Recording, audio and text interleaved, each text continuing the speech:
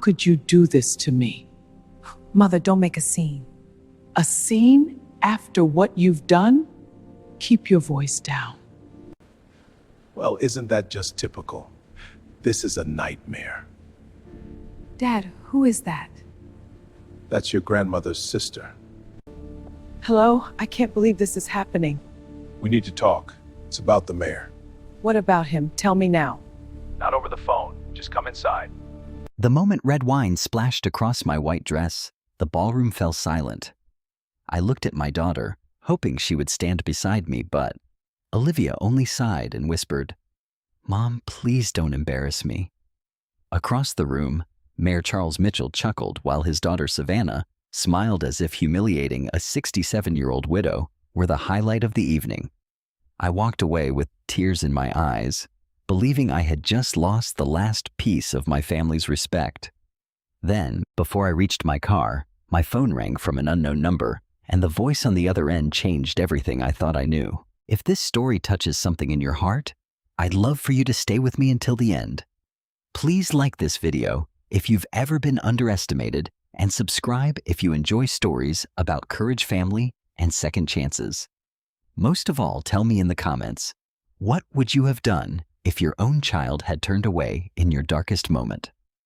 And before we begin, let me know where you're watching from and what time it is in your part of the world. 5 years before the night Savannah Mitchell poured wine over me, my life had already been divided into two distinct halves: the years when William was alive and everything that came after. My husband had never been the loudest man in a room.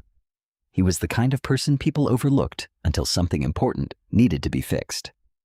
For 32 years, William worked as a civil engineer for Cedar Ridge, Ohio. He inspected bridges, reviewed building plans, studied drainage maps, and spent long evenings making sure neighborhoods were safe from problems most residents never knew existed. To the town, he was dependable. To me, he was home. After he died from a sudden heart attack at 68, the silence inside our little brick house became almost unbearable.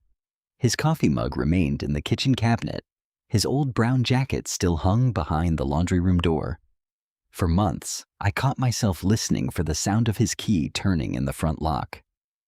But grief did not stop the world from moving. I retired from the Cedar Ridge Public Library the following year.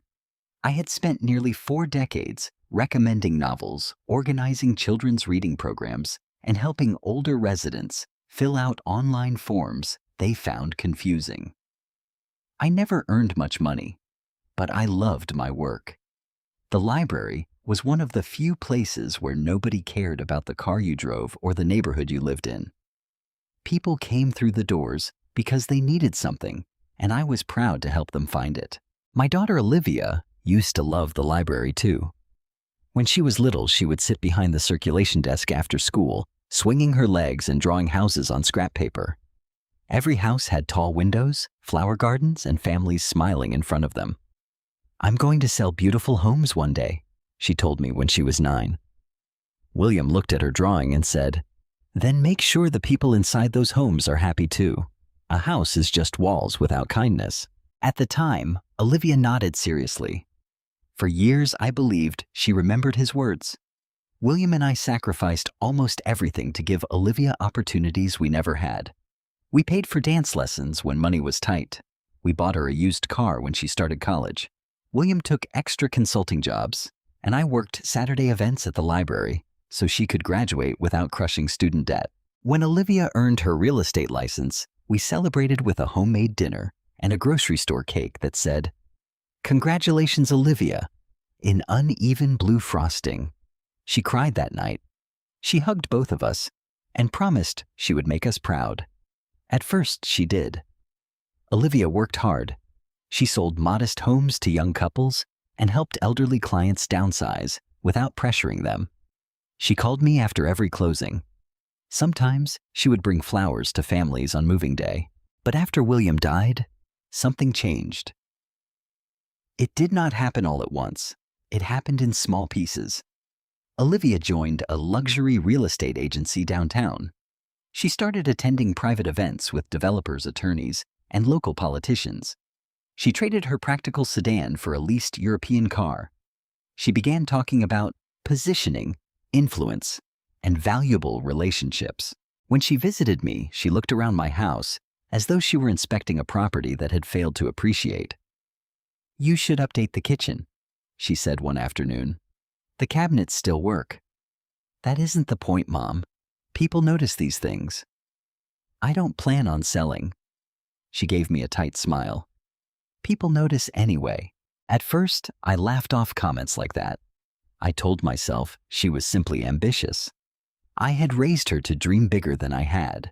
So how could I criticize her for doing exactly that? But ambition began changing the way she treated people. She stopped returning calls from old friends who could not help her career. She spoke impatiently to restaurant servers. When I wore the same navy dress to 2 holiday dinners, she suggested buying me something less dated. Still, I defended her. Whenever Linda Foster, my closest friend, expressed concern, I made excuses. "She's under pressure," I would say. Or, "The real estate market is competitive." Or, "She has to fit into a world William and I never understood." Linda would look at me over her coffee cup and say, "Emma, fitting in should not require forgetting where you came from." I knew she was right, but admitting it felt like betraying my daughter. 3 weeks before the charity gala, Olivia arrived at my house carrying a garment bag. She entered without waiting for me to answer the door, which had become another one of her habits. "I need you to come to an event with me," she said. She hung the garment bag over a dining chair and removed a cream-colored dress. It was elegant, but simple, with long sleeves and a modest neckline. What event? The Cedar Ridge Children's Hospital Foundation Gala. I had heard about it. Every year, the wealthiest people in town gathered at the Grand Belmore Hotel, donated money publicly, and posed for photographs beside enormous flower arrangements. I don't think that is really my kind of evening. Olivia's expression hardened. "Mom, please. Mayor Mitchell will be there. So will several developers who are considering me for major projects." I sat down slowly. What does that have to do with me? Family image matters. They like people who appear grounded, respectable, stable. Her words stung more than she realized. "So I am part of your image." That isn't what I meant. It was exactly what she meant. Still, I looked at the dress and thought about all the times she had needed me when she was younger. The nights I stayed awake through fevers. The school performances I attended after working 10-hour days. The heartbreaks I helped her survive. Perhaps this was simply another moment when my daughter needed me. "I'll go," I said. Relief softened her face. "Thank you. And please don't tell those long library stories unless someone asks." I forced a smile. No library stories. Before she left, Olivia stood beside the framed photograph of William on the mantel. In it, he was wearing his city engineering jacket and smiling beside a newly repaired pedestrian bridge. Her expression changed. Did Dad ever work directly with Mayor Mitchell? The question surprised me. Many years ago, I think. Why? Mayor Mitchell said he remembered him. I felt a strange uneasiness. William had rarely spoken about Charles Mitchell, even though they had both worked in city government during the early years of Mitchell's political career. There had been one evening, nearly 17 years earlier, when William came home unusually angry. He removed his tie, dropped a thick envelope on the kitchen table, and said, "Charles Mitchell thinks every honest man has a price." I asked what was inside. William picked up the envelope and carried it into his office. "A mistake I refused to make," he said. He never explained further. At the time, I respected his privacy. William dealt with sensitive city projects, and I assumed there were matters he could not discuss. Now, remembering that night, I felt a chill. "What exactly did the mayor say about your father?" I asked Olivia. She shrugged. "Only that Dad was stubborn." Then she laughed lightly as though it were harmless. But William had not been stubborn without reason. After Olivia left, I opened the closet in our bedroom and touched the sleeve of William's old jacket. "What did you refuse?" I whispered. There was no answer. 3 weeks later, I entered the Grand Belmore Ballroom on Olivia's arm wearing the cream dress she had chosen for me.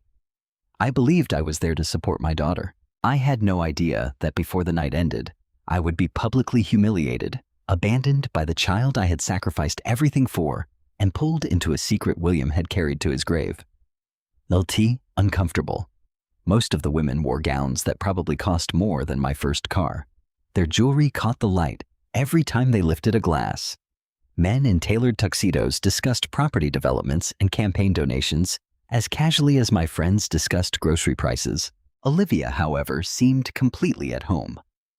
The moment we entered, she straightened her shoulders and transformed into the polished woman her clients knew. "Smile, Mom," she whispered. "I am smiling." "Not like that. You look nervous." "I am nervous." She sighed before leading me toward a group near the center of the ballroom.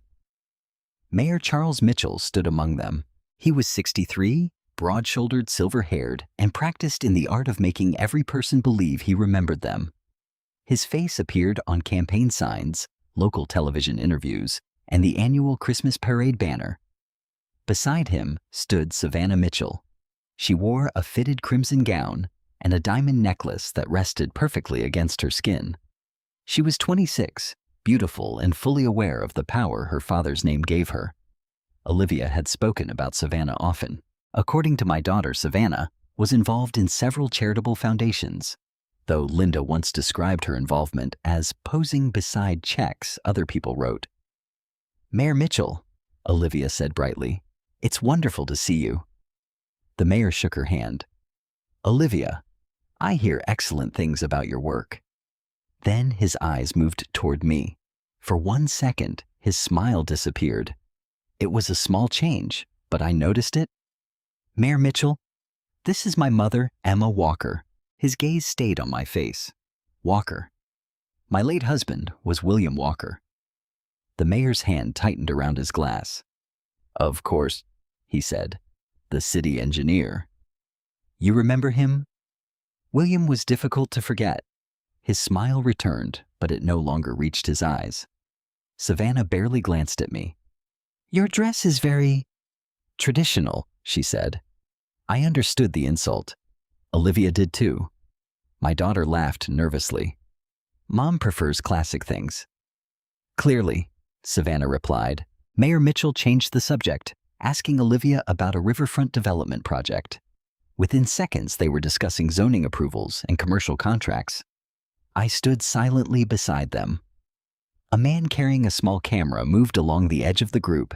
He looked to be in his early 40s, with dark hair, a serious expression, and a press badge clipped discreetly inside his jacket.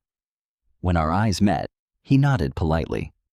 I later learned his name was Ethan Carter. At that moment, he was simply a stranger who seemed to be paying closer attention than everyone else. After several minutes, I touched Olivia's arm. "I think I'll find our table." She did not look at me. "Just stay close. There are people I want you to meet." For the next hour, Olivia introduced me to bankers, developers, and political donors. She rarely mentioned my career. Instead, she described me as a devoted mother who enjoys volunteering. I had devoted 38 years to public service, but in Olivia's new world, being a retired librarian apparently sounded too ordinary. At dinner, I was seated between Linda, who had bought her own ticket to support the hospital, and a developer who spent most of the meal checking his phone. Linda leaned toward me. "Your daughter has not sat down once." "She's working." "She's performing." I glanced across the ballroom. Olivia was laughing with Savannah near the bar. "She wants this contract badly," I said. Linda followed my gaze, badly enough to forget who brought her here. Before I could answer, the mayor stepped onto the stage and began his speech. He spoke about compassion, public service, and protecting vulnerable children. The audience applauded every carefully polished sentence. I wondered whether William had once stood in a room like this and listened to Charles Mitchell speak about honesty. After the speech music began and guests returned to socializing, Olivia finally approached our table. "Mom, come with me. Savannah wants to speak with you." Linda raised an eyebrow. "Why?" Olivia ignored her. I followed my daughter toward a private lounge area beside the ballroom.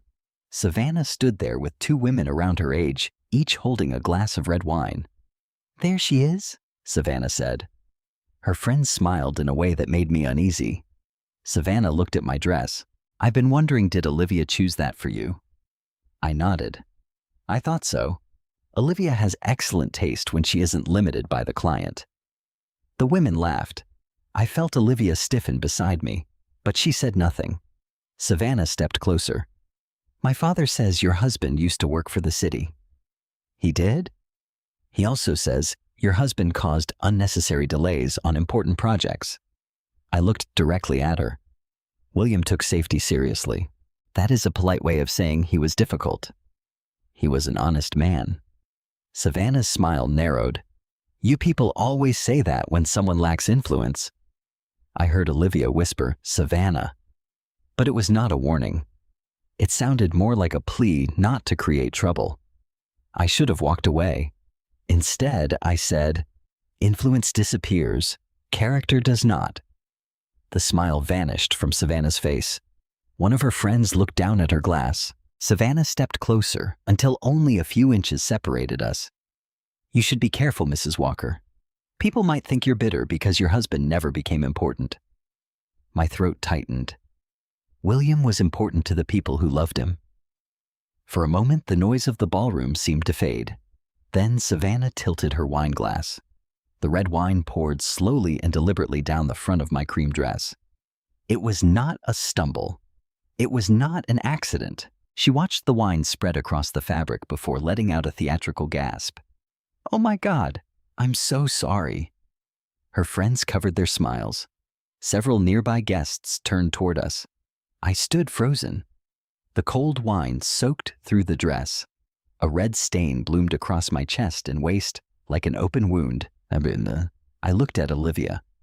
This was the moment I believed my daughter would finally remember who she was. Instead, she stared at the ruined dress and whispered, "Mom, please don't cry." I had not realized tears were already falling. Savannah lifted one shoulder. "It was an accident." "No, it wasn't," I said. Olivia grabbed my wrist. "Please, important people are watching." I pulled my hand away. "Your mother is standing here humiliated, and you're worried about who is watching." Her face hardened. "Don't make this worse." Behind Savannah, Mayor Mitchell approached. He assessed the scene, looked at the wine dripping from my dress, and chuckled. Savannah has always been a little clumsy. The people around him laughed obediently. Something inside me broke. Not because of Savannah, not even because of the mayor. It broke because Olivia lowered her eyes and allowed them to laugh. Linda hurried toward me with a linen napkin. "Emma, come with me." I looked one last time at my daughter. She did not move. I walked through the ballroom with Linda beside me. Conversations stopped as we passed. Some guests looked sympathetic. Others looked entertained. Near the exit, I noticed the journalist with the camera. Ethan Carter was no longer photographing the gala decorations. His lens was pointed toward Mayor Mitchell, and the mayor was staring directly at me with fear behind his polished smile. Outside, I told Linda I needed a moment alone. I crossed the parking lot, gripping my purse, while tears blurred the lights around me. Just before I reached my car, my phone rang. The number was unfamiliar. I almost ignored it. Then something inside me said to answer. "Mrs. Walker?" a man's voice asked. "Yes?" "My name is Ethan Carter. I was inside the ballroom tonight." I turned toward the hotel. Through the glass doors, I could see the mayor speaking urgently to one of his aides. Ethan's next words made me forget the stain on my dress. "I believe your husband left behind evidence that could bring down Charles Mitchell." For several seconds, I could not speak. Cars moved slowly through the hotel parking lot. Music from the gala drifted through the closed doors behind me. Somewhere nearby, a woman laughed as though nothing important had happened. But my world had narrowed to the voice on the phone. "I think you have the wrong person," I finally said. "I don't." Ethan Carter spoke calmly without the excitement I would have expected from a journalist, claiming to hold such an explosive secret. Your husband was William Walker, senior civil engineer for Cedar Ridge from 1987 until 2018. Yes. He supervised infrastructure reviews for the East River redevelopment project. I remembered the name. The project had been described as the beginning of a new era for Cedar Ridge. Luxury apartments, retail spaces, a hotel, and a pedestrian park were supposed to transform an old industrial district. William had spent months working late during that period. How do you know that? I've been investigating Mayor Mitchell's financial network for almost 3 years. A cold wind moved across the parking lot. I wrapped one arm around myself, suddenly aware that my dress was still wet. What does that have to do with William? More than you realize. I heard footsteps behind me and turned. Linda was approaching carrying my coat. I raised one finger asking her to wait. Ethan continued. 17 years ago, several parcels of contaminated industrial land were purchased through shell companies. Weeks later, the city changed the zoning classification, approved public cleanup funds, and sold development rights to companies connected to Mitchell's donors. The words sounded complicated, but one detail stood out. 17 years ago. Yes. I remembered the thick envelope William had dropped on our kitchen table. I remembered his anger. Charles Mitchell thinks every honest man has a price. Ethan must have heard the change in my breathing. Does that date mean something to you? Maybe. I believe William discovered that inspection reports were being altered. He refused to sign at least one of them. I closed my eyes. William had never discussed his work in detail, but I remembered the toll that period had taken on him. Sleepless nights, quiet phone calls, a man in a gray suit who once waited outside our home. Why didn't he report it? He tried. The answer came quickly. According to a retired city attorney, William brought concerns to the state, but the supporting documents disappeared before a formal investigation began. The attorney later withdrew his statement and left Ohio. My stomach tightened. Are you saying my husband was involved in some kind of corruption? No. I'm saying he may have been the person who tried to stop it. Linda reached me and placed the coat over my shoulders. I mouthed Ethan's name to her. Her expression sharpened. Why are you calling me tonight? I asked. Because when Olivia introduced you, Mayor Mitchell recognized your last name immediately. So did you? I've seen William's name in archived records, but there was another reason. He hesitated. I saw the way Mitchell reacted when Savannah mentioned your husband. He wasn't annoyed. He was afraid. I looked through the glass doors again. Mayor Mitchell was no longer visible. What do you want from me? I want to ask whether William left any work files at home. He kept some papers in his office, but I haven't touched most of them since he died. Was there a locked box, a private journal, computer drives? My mind went to William's workshop in the basement. After his funeral, I had boxed up some tools, but left his desk exactly as it was. I don't know. Mrs. Walker, I need you to understand something. If those materials exist, you may be holding the missing part of an investigation that has been buried for years. I felt overwhelmed. Less than 20 minutes earlier, my greatest pain had been my daughter's silence. Now a stranger was telling me that my husband may have spent years protecting evidence against the most powerful man in Cedar Ridge. I can't discuss this in a parking lot. I understand. Please don't search alone tonight. The warning startled me. Why? Because Mitchell has spent years protecting himself. If he suspects William left evidence, he may act before we do. I glanced around the parking lot. Every dark car suddenly seemed threatening. Linda took my arm. What did he say? I covered the phone. He thinks William kept evidence against the mayor. Her eyes widened. Ethan gave me the address of a small diner near the county line. Tomorrow morning at 9, he said. Public place. Bring someone you trust. I haven't agreed to anything. No, but I think you will. The call ended. I remained beside my car staring at the phone. Linda was the first to speak. You're not going home alone. I'll be fine. Emma, a journalist, just told you your dead husband may have hidden evidence against the mayor. You're not spending the night by yourself.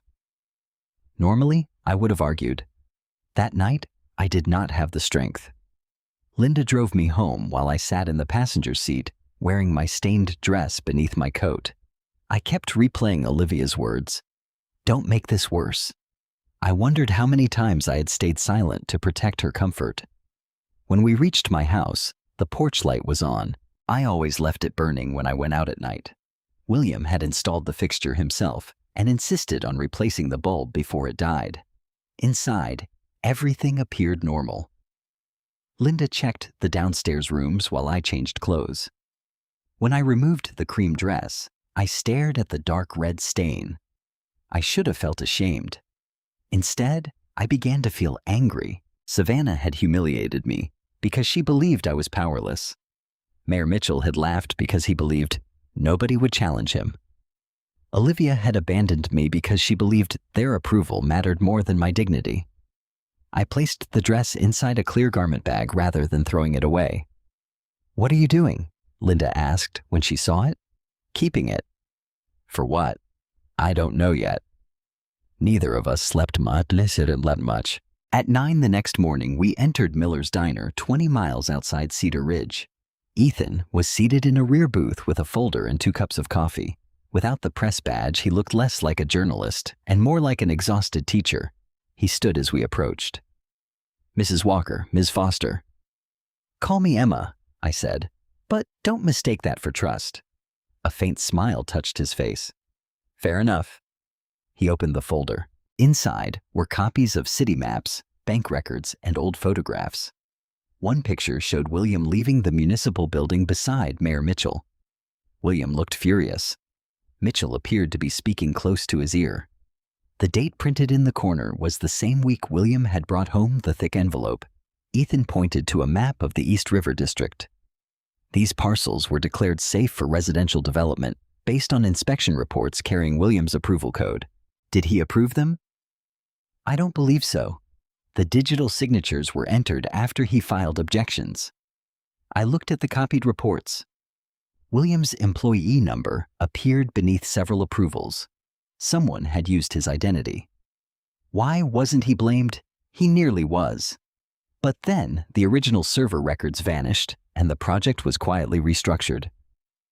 Ethan turned to another document.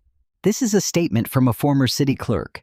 She said William kept duplicate records because he no longer trusted the official system. Linda leaned forward. "Where is the clerk now?" "She died 2 years ago." The weight of the story settled over the table. "Do you have proof Mayor Mitchell personally benefited?" I asked.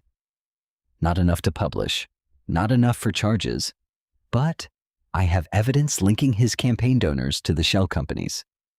"What is missing?" "The original engineering reports, internal meeting notes, and proof of who authorized the changes." "And you think William had them?" "I know he copied something." Ethan removed a small photocopy from the folder. It was part of a handwritten inventory recovered from an abandoned state investigation file. At the bottom, beside William's initials, were 4 words: "Duplicate archive retained privately." I recognized my husband's handwriting immediately. My hands began trembling. Why didn't anyone contact me after he died? The inventory page was misplaced inside an unrelated file. I found it 6 weeks ago. 6 weeks? I've been trying to determine what privately meant. Then Ethan looked directly at me.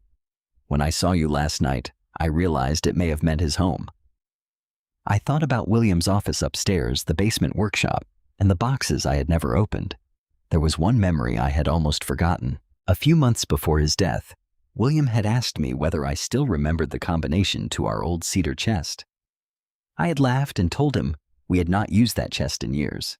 He answered, "Some things only become valuable when people finally need the truth." At the time, I thought he was speaking sentimentally about photographs. Now I was no longer sure. "I think there may be a box," I whispered. Ethan's posture changed. "Where?"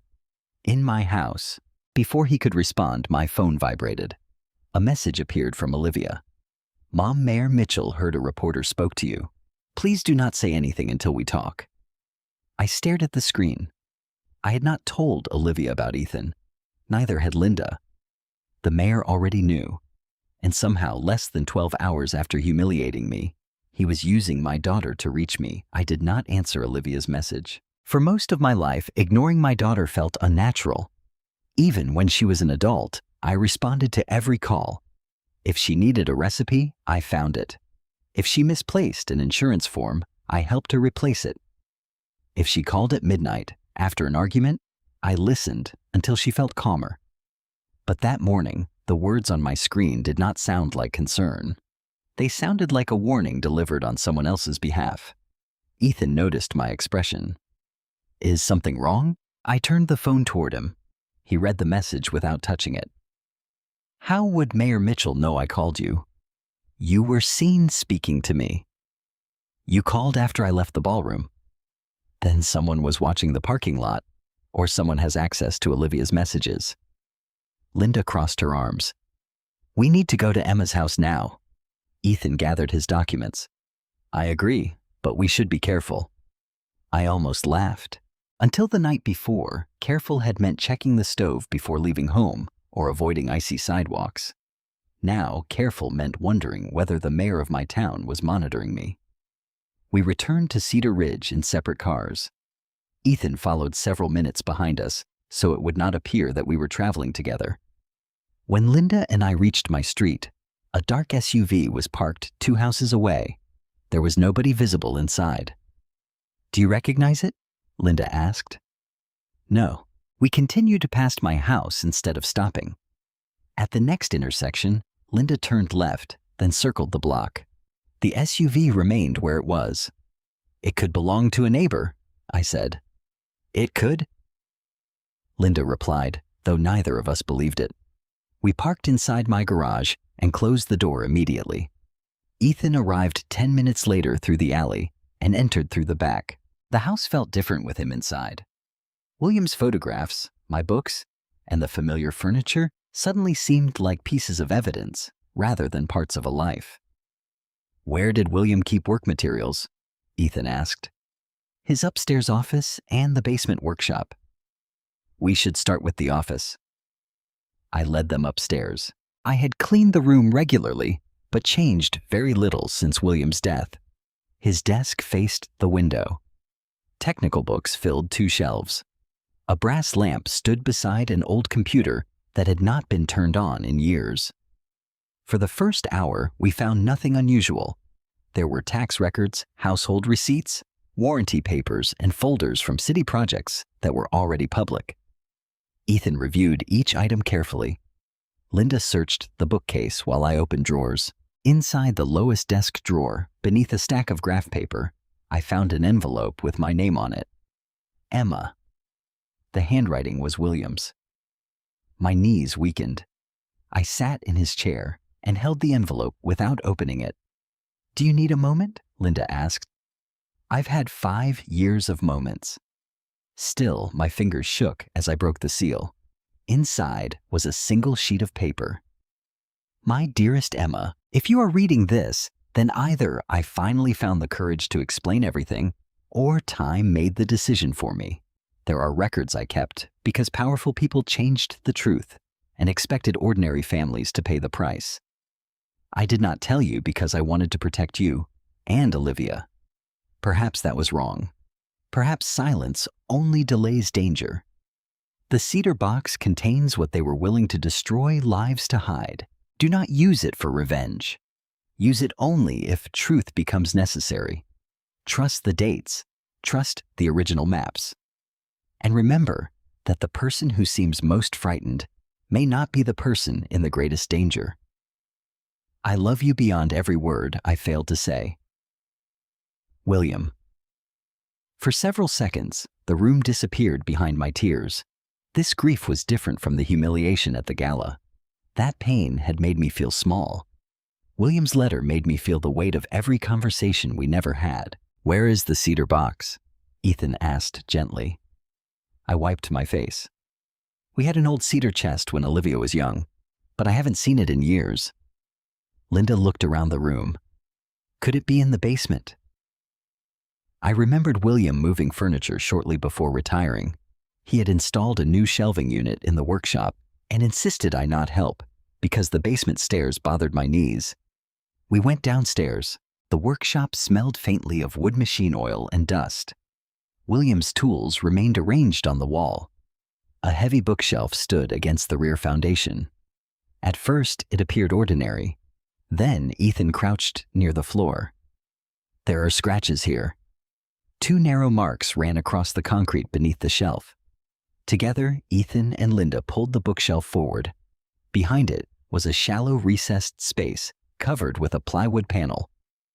My heart began pounding. Ethan removed 4 screws. Behind the panel sat a cedar box no larger than a suitcase. A brass combination lock secured the lid. I don't know the combination, I said. Then I remembered William's question. Do you still remember the combination to our old cedar chest? Our anniversary, June 14th, 1979. I entered 061479. The lock opened. Nobody spoke. Inside the box were 6 black journals, several sealed folders, rolled engineering maps, 3 small external drives, and a silver flash drive wrapped in waxed paper. On top rested another note. For Emma, if they come looking. I unfolded it. If anyone asks about these records before you understand them, say nothing. Make copies. Keep the originals apart. Charles will try to make you believe exposing him will hurt Olivia. That is how men like him survive. They turn love into a weapon. The room became very cold. Ethan read the note over my shoulder. He named Mitchell directly. Linda pressed one hand to her mouth. I opened the first journal. William had recorded dates, meetings, names, and exact conversations. His writing was neat and technical. April 3rd, Mitchell requested approval before soil analysis was completed. April 8th, offered consulting payment through North Valley Development. Refused. April 12th, original contamination report removed from project file. April 17th, Charles said Olivia's future could be made easier if I cooperated. I stopped reading. Even 17 years earlier, Mayor Mitchell had used my daughter as leverage.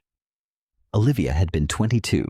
Then, finishing college and applying for internships, William had protected her without telling either of us. Ethan began photographing every page. We need to preserve the chain of custody, he said. Do not alter anything. One folder contained original soil reports, marked with dangerously high contamination levels. Another held copies of payment schedules connecting development companies to campaign fundraising committees. The maps showed something even more disturbing.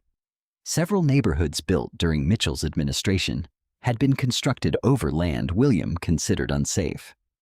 Families are living there, I whispered. Ethan nodded grimly. And if these reports are authentic, the city knew. The flash drive was encrypted. Ethan connected it to an offline laptop he had brought, but a password screen appeared. Password hint. The place where truth waits quietly. Linda looked at me. The library. I typed CEDARIDGELIBRARY. Incorrect. I tried WILLIAMSWORKSHOP. Incorrect. Then I remembered something he often said when I asked why he loved engineering. The truth is always in the foundation. I entered foundation. The drive opened. Dozens of folders appeared. Scanned contracts, email archives, audio files, photographs, copies of altered permits. Ethan stared at the screen. This is more than I expected. Is it enough?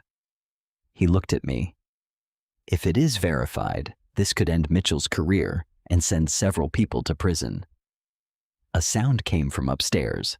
3 sharp knocks. We froze. Then my doorbell rang. I climbed the basement stairs slowly, while Ethan remained below with the box. Linda followed a few steps behind me. Through the front window, I saw Olivia standing on the porch. Beside her was Mayor Mitchell's chief of staff. Olivia knocked again. Mom, I know you're home. I did not open the door. Who is with you? I called. She hesitated. Mr. Harris, he only wants to clear up a misunderstanding. There is nothing to discuss. Her voice dropped. Mom, please. Mayor Mitchell knows Dad kept private city documents. Those records belong to the government. Behind me, Linda whispered, how could they know about the box? I did not answer. Outside, Olivia pressed her palm against the door.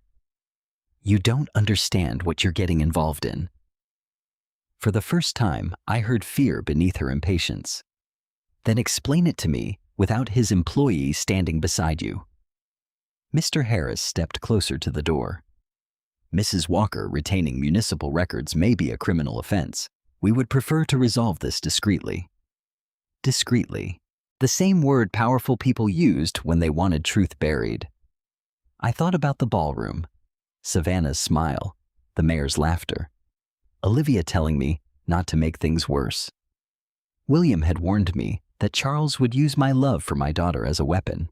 He had been right. I will speak through an attorney, I said. Olivia's voice sharpened. An attorney, Mom, this is ridiculous. Open the door. No. The word surprised all of us. I had spent nearly 40 years opening doors for my daughter. That morning, I finally kept one closed. After several minutes, Olivia and Mr. Harris returned to their car. I watched them leave through the curtain. When I went back downstairs, Ethan had already created 2 encrypted copies of the drive. We cannot keep everything in one place, he said. I nodded. One copy would go into a secure bank box under Linda's name. Another would be delivered to Judge Margaret Collins, an old family friend with no ties to Mitchell. The original materials would remain hidden temporarily. Before closing the cedar box, I picked up William's letter again. Do not use it for revenge. Use it only if truth becomes necessary. I looked at the staircase where my daughter had stood moments earlier, demanding that I surrender the truth to the people who had humiliated me. For the first time, I understood what William meant. This was no longer about a ruined dress. It was about poisoned land, stolen money, frightened families, and a mayor who believed he could turn my own daughter against me. Truth had become necessary, and I was finally ready to carry what my husband had left behind. Olivia returned to my house that evening without Mayor Mitchell's chief of staff. This time, she did not ring the doorbell politely. She knocked hard enough to shake the small frame photograph beside the entrance. Mom opened the door. I stood in the hallway listening to the same voice that had once called for me after nightmares and childhood fevers. Linda had gone home to prepare the bank deposit box, and Ethan had taken 1 encrypted copy of William's files to a secure location. The original cedar box remained hidden in the basement behind the shelving unit. I had never felt more alone. Are you by yourself? I asked through the door. Yes. I opened it, but did not step aside immediately. Olivia wore the same tailored navy suit from that morning. Her hair was still perfectly arranged, but her eyes were red and tired. Can I come in? I moved away from the doorway. She walked directly into the living room, dropped her handbag onto the sofa, and turned toward me. What are you doing? There was no greeting, no apology for the gala, no question about whether I was all right. What do you think I'm doing? You're talking to a reporter who has spent years trying to destroy Mayor Mitchell. I'm speaking to someone who showed me evidence. Olivia pressed her fingers against her temples. Ethan Carter makes a living creating scandals. He didn't pour wine on me. Her face tightened. Mom, I know what happened was awful. Awful. Yes. Savannah deliberately humiliated me in front of an entire ballroom. Her father laughed. You stood beside them and told me not to embarrass you.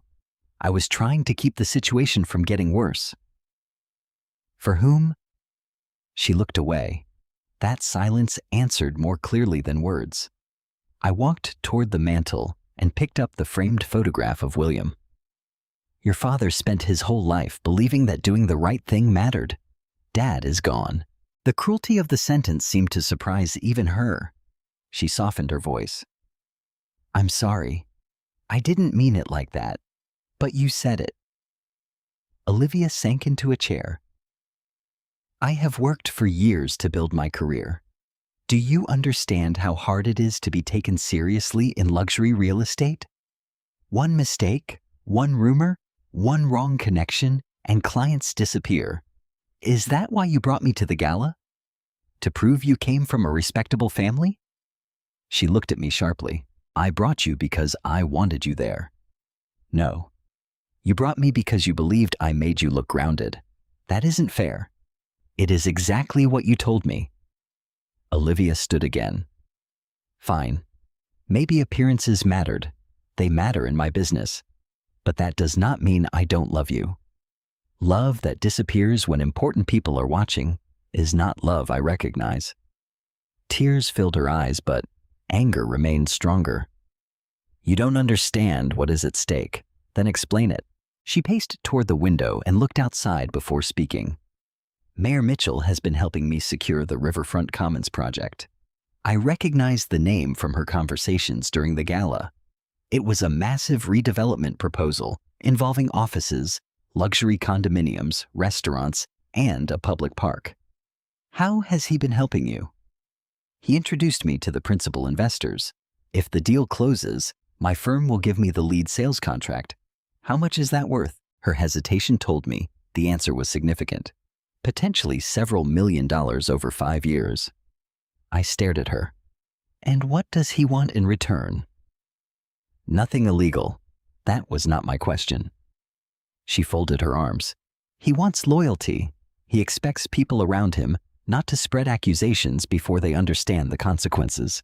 Your father understood the consequences. You don't know that. I read his records. Olivia's face lost its color. What records? I said nothing. She stepped closer. Mom, listen to me. Dad may have misunderstood things. City projects are complicated. Documents can look suspicious when you don't understand how development financing works. William was the city engineer, and he was stubborn. Everyone knew that.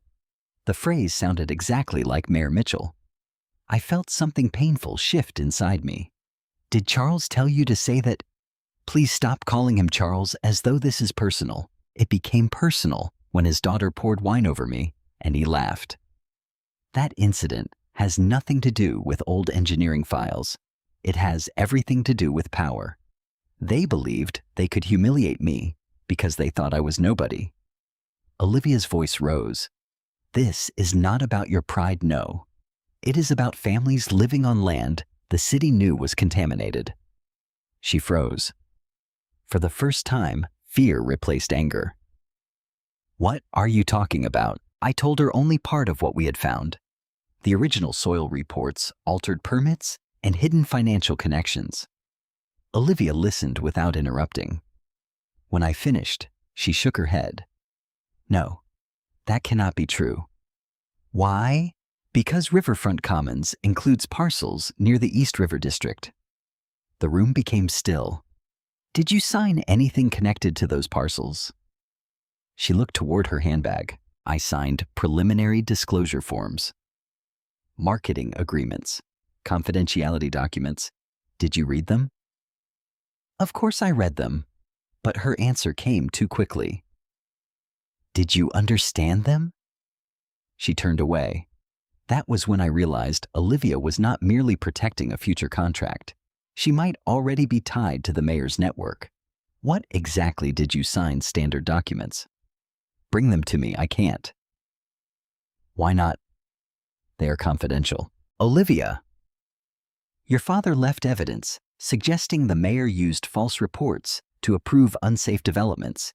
You may have signed documents for another project on the same land. She spun toward me. You're trying to frighten me. I am trying to protect you.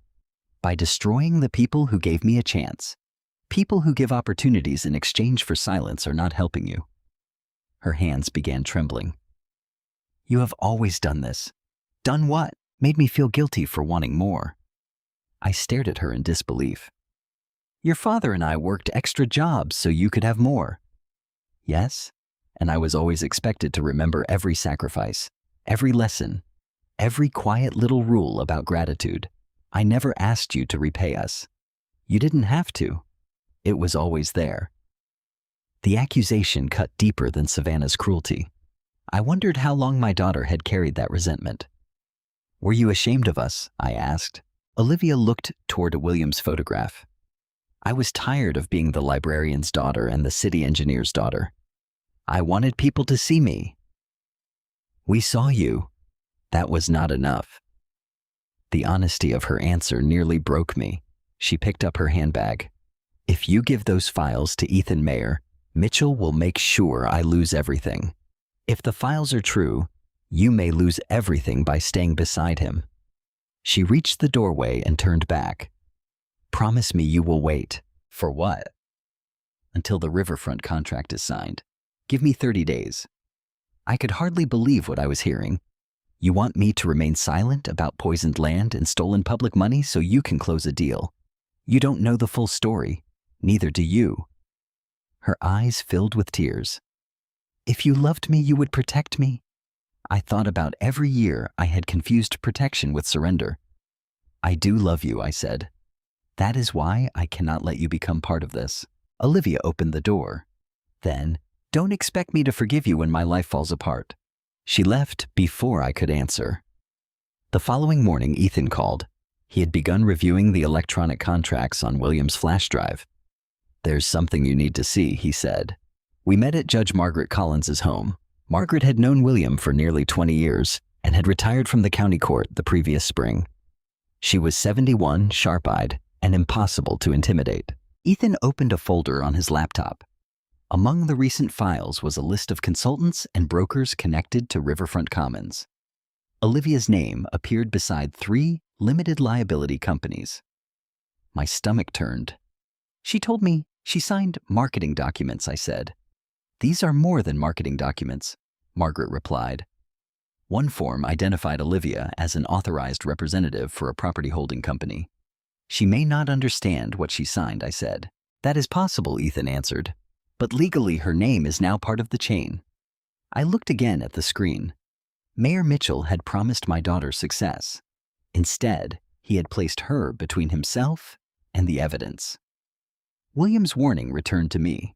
"Charles will try to make you believe exposing him will hurt Olivia." The truth was worse. Charles Mitchell had already prepared for his fall, and he intended my daughter to land beneath him. Judge Margaret Collins refused to let us move quickly, simply because we were angry. "Evidence gathered carelessly can become useless," she warned, "and truth handled recklessly can injure innocent people." We sat around her dining room table while rain tapped against the windows. William's journals rested inside clear protective sleeves. Ethan had made a detailed inventory of every document, drive map, and recording recovered from the cedar box. Margaret reviewed the list 1 page at a time. "We need independent verification," she said. "Original timestamps, signatures, financial records, and witnesses." Ethan nodded. "I've contacted a forensic accountant in Columbus. Someone with no connection to Cedar Ridge, yes. And the state ethics office." "Not yet." Margaret looked at me. "This decision belongs partly to Emma." I stared at the journals. For 5 years, I had kept William's office untouched because opening his drawers felt like accepting that he would never return. Now each page revealed a version of my husband I had never fully known. He had been afraid, not for himself, but for us. "Do it properly," I said, "but do it." Ethan contacted the forensic accountant that afternoon. Margaret used professional relationships from her years on the bench to arrange a confidential meeting with a deputy state attorney general. Officer Ryan Cooper entered the story 2 days later. Ryan was 44, a lieutenant in the Cedar Ridge Police Department, and the son of one of my former library volunteers. I had known him since he was a teenager studying for police entrance exams at a corner table near the history shelves. He arrived at Margaret's home after dark dressed in plain clothes. "I should not be here," he said as soon as he entered. "Then why did you come?" Margaret asked. "Because William Walker once saved my father's house." I looked at him in confusion. Ryan explained that 20 years earlier, his parents had received notice that their home would be condemned for a city drainage expansion. William reviewed the plans and discovered that the proposed route had been manipulated to protect property owned by a political donor. He corrected the maps, Ryan said. My parents never knew who was behind the change. They only knew William stopped it. That matched one of the notes in William's journals. What can you help us with? Ethan asked. Ryan placed a flash drive on the table. Archived police incident reports. Margaret's expression hardened. Were they obtained legally? They are public records that were never properly indexed. Ethan connected the drive to his laptop. The reports covered 17 years. Several described trespassing complaints, missing municipal records vandalism near William's office, and suspicious break-ins at homes belonging to former city employees. None had resulted in arrests. All connected to the East River project, I asked. Most of them, Ryan replied. One report involved a city clerk named Dorothy Lane, the confidential witness Ethan had mentioned at the diner. Before her death, she had reported that someone entered her apartment and removed only a box of old city records. The investigating officer had classified it as an ordinary burglary. Who supervised the investigation? Margaret asked. Ryan pointed to a name. Deputy Chief Martin Ellis. I recognized him as one of Mayor Mitchell's closest political supporters. Ryan lowered his voice. There are officers in the department who will protect Mitchell. I cannot access anything sensitive without drawing attention. Then, don't. Margaret said. We need you safe and employed. He nodded. But there is someone else. Who? Ethan asked. Janice Palmer. She worked in city finance for 31 years. She retired last month without a public farewell, which is unusual for someone at her level. Ethan leaned forward. Why does she matter? Because her employee ID appears in several old audit logs, including the night payment records were altered. Do you know where she is? Ryan wrote an address on a piece of paper. She moved to a small town near Lake Erie. She has refused every call from city employees since leaving.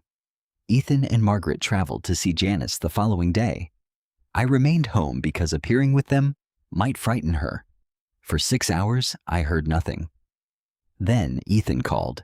She talked. I gripped the phone. What did she say? Not over the phone. Meet us at Margaret's. When I arrived, Janice Palmer sat at the dining table. She was 64, thin with cropped gray hair and hands that never stopped moving. She twisted a tissue between her fingers as Margaret introduced us. I knew your husband, Janice said. Did you work with him? Not directly, but he came to finance asking about payments that did not match approved contracts. Her voice trembled. I told him to stop asking. Why? Because I was afraid. Janice described a network of companies that received inflated city payments. Some were legitimate contractors, others existed only on paper. Money moved through consulting agreements, campaign committees, and property investments before returning to people close to Mayor Mitchell. William found the pattern, she said. He asked me to preserve the payment logs.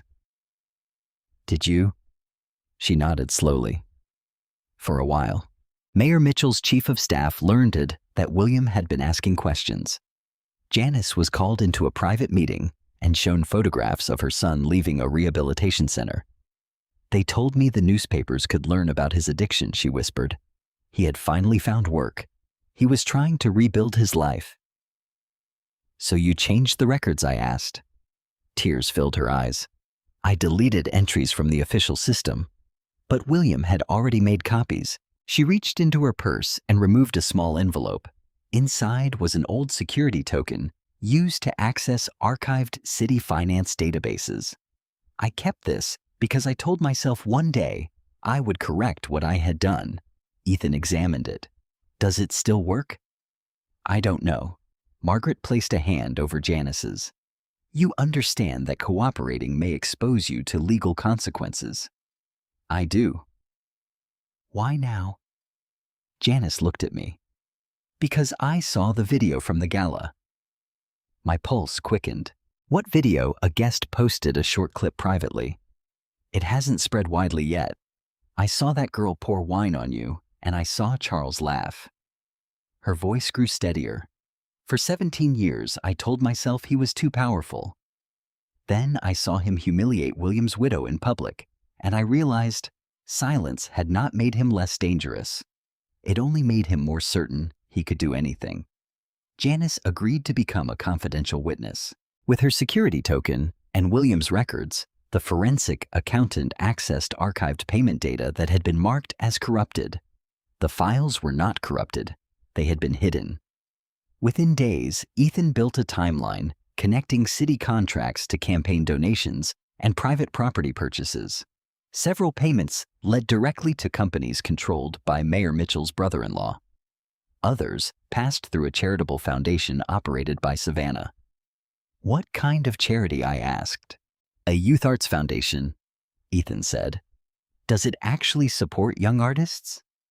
Some, but large portions of its funds were transferred to event planning and consulting companies. I thought of Savannah's diamond necklace and crimson gown. While we worked quietly, public pressure began to grow. A local reporter asked Mayor Mitchell whether he had influenced engineering approvals for East River development. He smiled into the cameras. These accusations are recycled political nonsense promoted by people who resent Cedar Ridge's success. When another reporter mentioned William, the mayor's expression changed. Mr. Walker was a disgruntled employee with a history of obstructing progress. I watched the interview from Margaret's living room. William had served the city faithfully for decades. He was not alive to defend himself. I stood so quickly that my chair scraped the floor. He's trying to destroy William's name. Ethan stopped the recording. He wants you angry enough to respond before we are ready. People will believe him. Some will. For now. The next morning, an unsigned envelope appeared in my mailbox. Inside was a photograph of my house taken from across the street. Written on the back were 6 words. A widow should know when to stop. I showed it to Ryan. He examined the envelope, but found no fingerprints or identifying marks. This is intimidation, he said. But without proof of who sent it, there is little the department will do. Would reporting it make things worse? It would alert the wrong people. That night, I checked every lock twice. At 2 a.m, headlights moved slowly across my bedroom wall. I looked through the curtain and saw the dark SUV parked near the corner. For the first time since William's death, I wished desperately that he were beside me. Then my phone vibrated. It was a message from an unknown number. Your husband tried to warn you. Ask what happened to the original bridge report. I forwarded the message to Ethan. Within minutes, he called. What bridge report? I don't know. We searched William's journal index and found a reference to the Harrison Street pedestrian bridge, the same bridge in the framed photograph on my mantel. The corresponding journal page had been removed. For the first time, we realized someone may have reached William's records before we found them. And whoever sent the message knew exactly what was missing. Fear changes the shape of familiar things. The creak of my porch became a footstep. A car door closing down the street became someone arriving to watch me. Every unknown number on my phone felt like a threat. Ryan arranged for patrol cars to pass my neighborhood more frequently, but he warned me that requesting formal protection would require explaining the investigation to officers he did not trust. Linda offered to let me stay at her house. I refused at first. This is my home. It will still be your home after you spend a few nights somewhere safer. I won't let Charles Mitchell chase me away. Linda looked at me with the stern expression she had once used on noisy teenagers in the library. Courage is not the same as making yourself easy to find. She was right. I packed a small suitcase and stayed in her guest room, but each morning I returned to my house with either Linda or Ryan nearby. I watered my plants, collected mail, and made sure the place still felt lived in. On the 3rd morning, I found another envelope. This one contained no photograph, only a photocopy of Olivia's signature on a Riverfront Commons contract. Below it, someone had written, "She goes down with him." I sat on the porch steps, staring at the page. The threat was working exactly as William had predicted. Whoever sent it knew that frightening me was not enough. They needed to make me believe telling the truth would destroy my daughter. I called Olivia. She answered after the 4th ring. What I need to see every document you signed for Riverfront Commons. I told you they are confidential. Someone left a copy of your signature at my house. Silence. What do you mean I described the envelope? Her breathing changed. Did you show it to Ethan? Yes. Mom, you need to stop talking to him. Why are you still protecting these people? I am protecting myself. From what? She hesitated. Mayor Mitchell says Ethan plans to make me look like part of the scheme. Are you part of it? No. Then help us prove that. I cannot hand over confidential business records. Those records may be the only thing separating you from criminal charges. Her voice broke. You don't know what you're talking about. Then, come to Margaret's house. Bring everything. I can't. Or you won't. She ended the call. That afternoon, Savannah made her first public statement about the gala. She posted a photograph of herself, smiling beside a children's hospital banner. The caption described the event as a beautiful evening dedicated to generosity.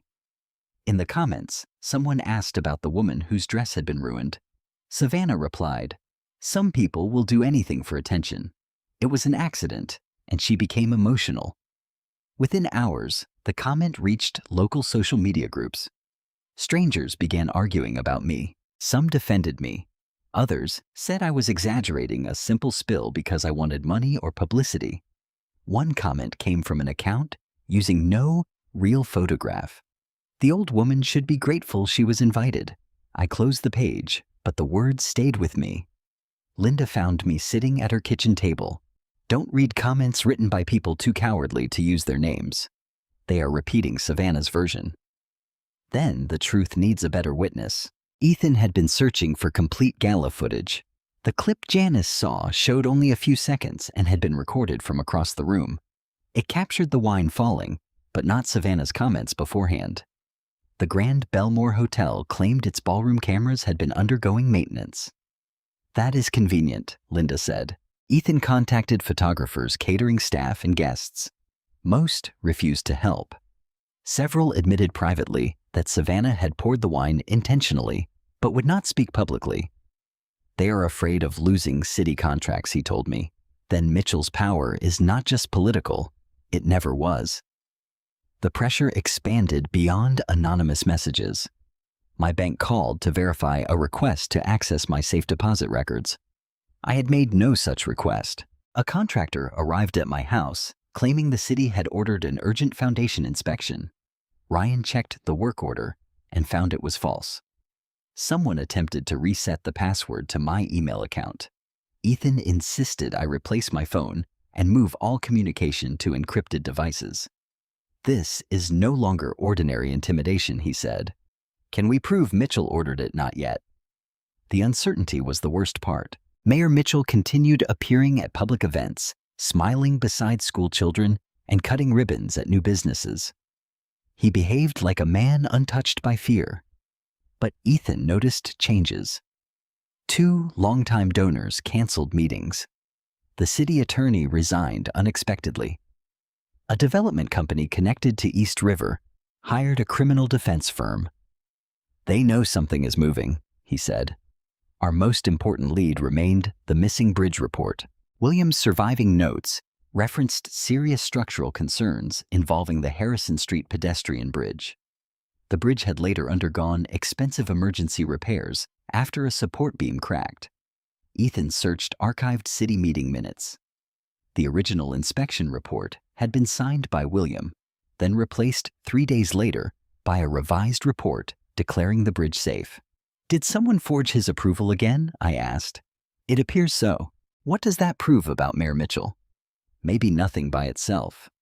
But the repair contract went to Mitchell Infrastructure Services, his family company owned by his cousin. The city had paid nearly 4 times the original repair estimate. William may have uncovered another method of stealing public money, ignoring safety problems, then awarding emergency contracts to political allies. But the page describing the bridge had been removed from his journal. Who had access to the box? Margaret asked. William and perhaps whoever searched his office before his death, I said. I remembered one incident from 6 years earlier. William and I returned from visiting Olivia to find the basement window unlocked. Nothing appeared stolen, and William dismissed it as his own mistake. Perhaps someone had entered the house searching for the cedar box. The anonymous message suggested the missing report still existed somewhere. Ask what happened to the original bridge report. Maybe the sender has it, Linda said. Or wants us to search for it, Ethan replied. Why not simply give it to us? Because the sender is afraid. 2 nights later, the unknown person contacted Ethan directly. The message contained a time, a location, and one instruction. Come alone if you want the bridge file. The location was the abandoned Cedar Ridge train station. Margaret strongly opposed the meeting. It could be a trap, Ryan agreed. I'll go instead. The source asked for Ethan, I said. That does not make it safe. Ethan decided to go, but Ryan positioned himself nearby. I waited with Margaret and Linda watching the clock. At 10:40 p.m., Ethan called. The source had not appeared. Instead, he found a small package taped beneath a bench. Inside was a memory card containing scanned pages from William's missing journal section, along with internal city emails. One email was from Mayor Mitchell to his chief of staff. Handle Walker before he makes this another problem. Another message sent 2 days later read, his daughter's career may provide leverage. Find out who she is working for. The files also contained evidence that the bridge report had been altered after William refused to approve it. The city then delayed repairs until the damage became an emergency, allowing Mitchell's cousin to receive a no-bid contract. This proves intent, Margaret said. It proves corruption, Ethan replied. But we still need to authenticate the source. A final document on the card was a photograph taken during the gala. Savannah stood inches from me, tilting the wine glass. The angle showed her wrist clearly. She was not stumbling. She was pouring. The image metadata identified the photographer as a Grand Belmore employee. Ethan tracked him down the next morning. His name was Marcus Reed, a 29-year-old audiovisual technician who had been working from the hotel's control booth. Marcus admitted the ballroom security cameras had not been under maintenance. Mayor Mitchell's chief of staff ordered the hotel manager to delete the footage after the gala, but Marcus had already copied it. Why, Ethan asked. Because I saw what happened, Marcus said, and because my mother lives near East River. She has been sick for years. The hotel footage showed everything. Savannah's insults, the deliberate pour. Olivia telling me not to make a scene, Mayor Mitchell laughing. It also captured something none of us had noticed. After I left the ballroom, Mayor Mitchell pulled Savannah aside and said, "You should not have done that to Walker's wife. Now people will start asking why I remember him." Marcus agreed to release the video. Ethan watched it once, then looked at me. When this becomes public, everything changes. I stared at the frozen image of my daughter standing beside Savannah while I cried. "Yes," I said quietly. "It already has." The video was published at 7 o'clock on a Monday morning. Ethan posted it with the carefully written article explaining only what could be proven. He did not yet reveal William's full archive or the financial investigation. The story focused on the gala, the hotel's attempt to erase footage, and Mayor Mitchell's reaction after I left. By 7:15, the video had been shared more than 2,000 times. By 8, a regional television station called Ethan. By 9, my name was trending across Ohio. I watched the numbers rise from Linda's living room with a feeling I could not describe. The footage was painful to see. Savannah's smile looked even crueler from the camera angle. The wine struck my dress in a dark red wave. My face changed from disbelief to heartbreak as I looked toward Olivia. Then came the moment that wounded viewers most. "Mom, please don't embarrass me." Olivia's words were clear. So was Mayor Mitchell's laughter. Comments appeared faster than I could read them. That was no accident. Her own daughter abandoned her. The mayor laughed at a widow. Who was William Walker, and why was Mitchell afraid of his name? For days, strangers had accused me of seeking attention. Now, the same people deleted their comments or pretended they had always supported me. Linda turned off the television. You don't have to keep watching. I need to understand what they are seeing. They are seeing what happened. No. They are seeing 12 minutes of the worst night of my life. The video did more than vindicate me. It transformed I into a symbol. News vans gathered outside my house. Reporters called me brave, dignified, and heartbreaking. Invitations arrived from national programs. I refused all of them. I am not ready to become entertainment, I told Ethan. You don't owe anyone an interview. Savannah responded first. Her attorney released a statement claiming the footage had been edited to create a false narrative. She said she deeply regretted that an accidental spill had been weaponized by political opponents. Then another clip appeared. Marcus had recorded several minutes before the incident. It captured Savannah telling her friends she planned to teach the old woman where she belongs. The statement collapsed immediately. The Children's Hospital Foundation removed Savannah from its board. 2 charities canceled upcoming appearances with her. The luxury company that sponsored her social media events ended its contract. Mayor Mitchell held a press conference outside City Hall. He stood behind a podium with Olivia and several business leaders in the background. Seeing my daughter beside him made my chest ache. I regret that Mrs. Walker experienced distress at a charitable event, he said. However, private family tensions and an unfortunate social misunderstanding are being exploited by irresponsible media figures. A reporter shouted, "Why did you say people would ask why? You remembered William Walker." The mayor's smile tightened. Mr. Walker was a former city employee. I remember many former employees. Why did your chief of staff ask the hotel to delete the footage? That allegation is false. Did your daughter pour the wine deliberately? Mayor Mitchell stepped away from the microphone. The press conference lasted less than 6 minutes. Olivia never spoke. By afternoon, her real estate agency removed her photograph from its website. Clients canceled meetings. The Riverfront Commons investors suspended contract negotiations. Someone spray-painted the word traitor across the sign outside one of her listings. I hated what she had done to me, but I did not want strangers threatening her. I called. She did not answer. I sent a message. Please stay somewhere safe. Whatever happened between us, you are still my daughter. She read it, but did not respond. Public sympathy brought support, but it also brought chaos. Flowers filled Linda's porch. Women mailed letters describing times their own children had chosen status over family. Widows wrote that they recognized the loneliness in my face. One letter came from a 74-year-old woman in Pennsylvania. My daughter ignored me at her wedding because her husband's family thought I looked poor. I forgave her, but I never again pretended it did not hurt. I read the sentence 3 times. For years, women like us had been told to keep family pain private, to forgive quickly, to protect the reputations of those who wounded us. The video gave people permission to speak. It also gave investigators political cover. The state attorney general's office formally reopened the East River contracting review. Federal environmental officials requested Williams' original soil reports. The county prosecutor subpoenaed records from several development companies. Ethan's forensic accountant confirmed that millions of dollars had moved through false consulting agreements. Mayor Mitchell's allies began distancing themselves. One city council member claimed she had always questioned the mayor's financial practices. Another announced he would not support Mitchell's re-election. The same people who had laughed politely in the ballroom now insisted they barely knew him. Then Ethan received a call from someone using a voice-altering application.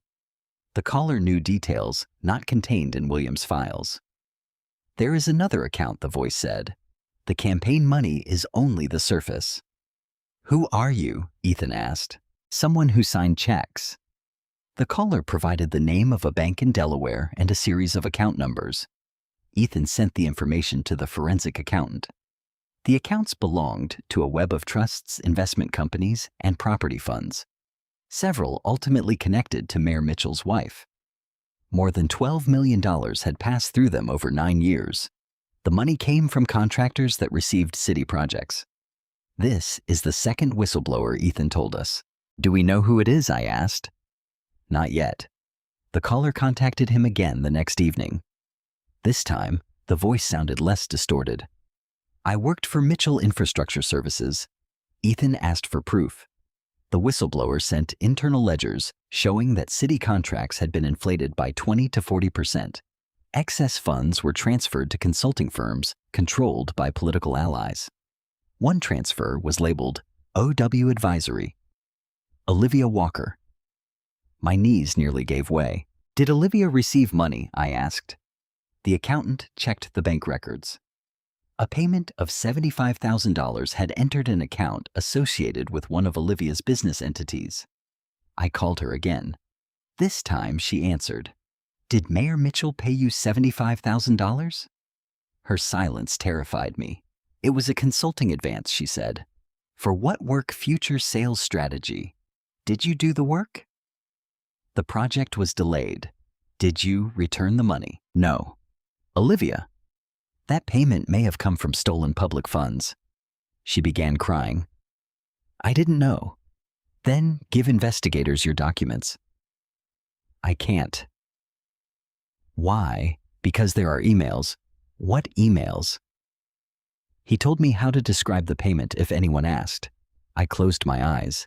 You knew it was suspicious. I knew it was unusual. That is not the same as innocent. She sobbed. Do you think I don't know that? For the first time, I heard genuine fear in her voice. Come to me, I said. I can't. Yes, you can. No, Mom. You don't understand. Someone was inside my apartment. My grip tightened around the phone. When? Last night. Nothing was taken except my laptop. Call the police. I did. Deputy Chief Ellis came personally.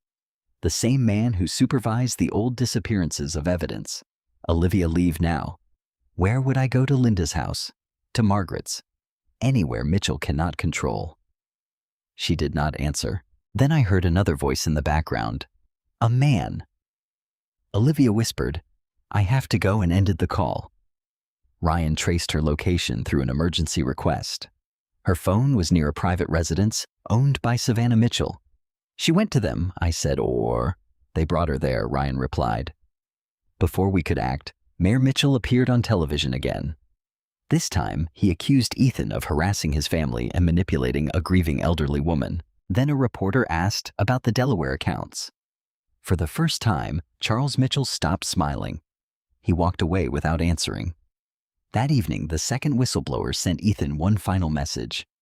Search the mayor's private lake house before he empties it. State investigators requested an emergency warrant. The judge approved it shortly before midnight. By sunrise, unmarked vehicles were moving toward the lake. The video of a glass of wine had opened a door Charles Mitchell had kept closed for 17 years. Now the people walking through it carried search warrants.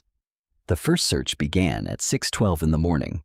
State investigators entered Mayor Mitchell's lake house, while federal agents searched offices belonging to 3 city contractors.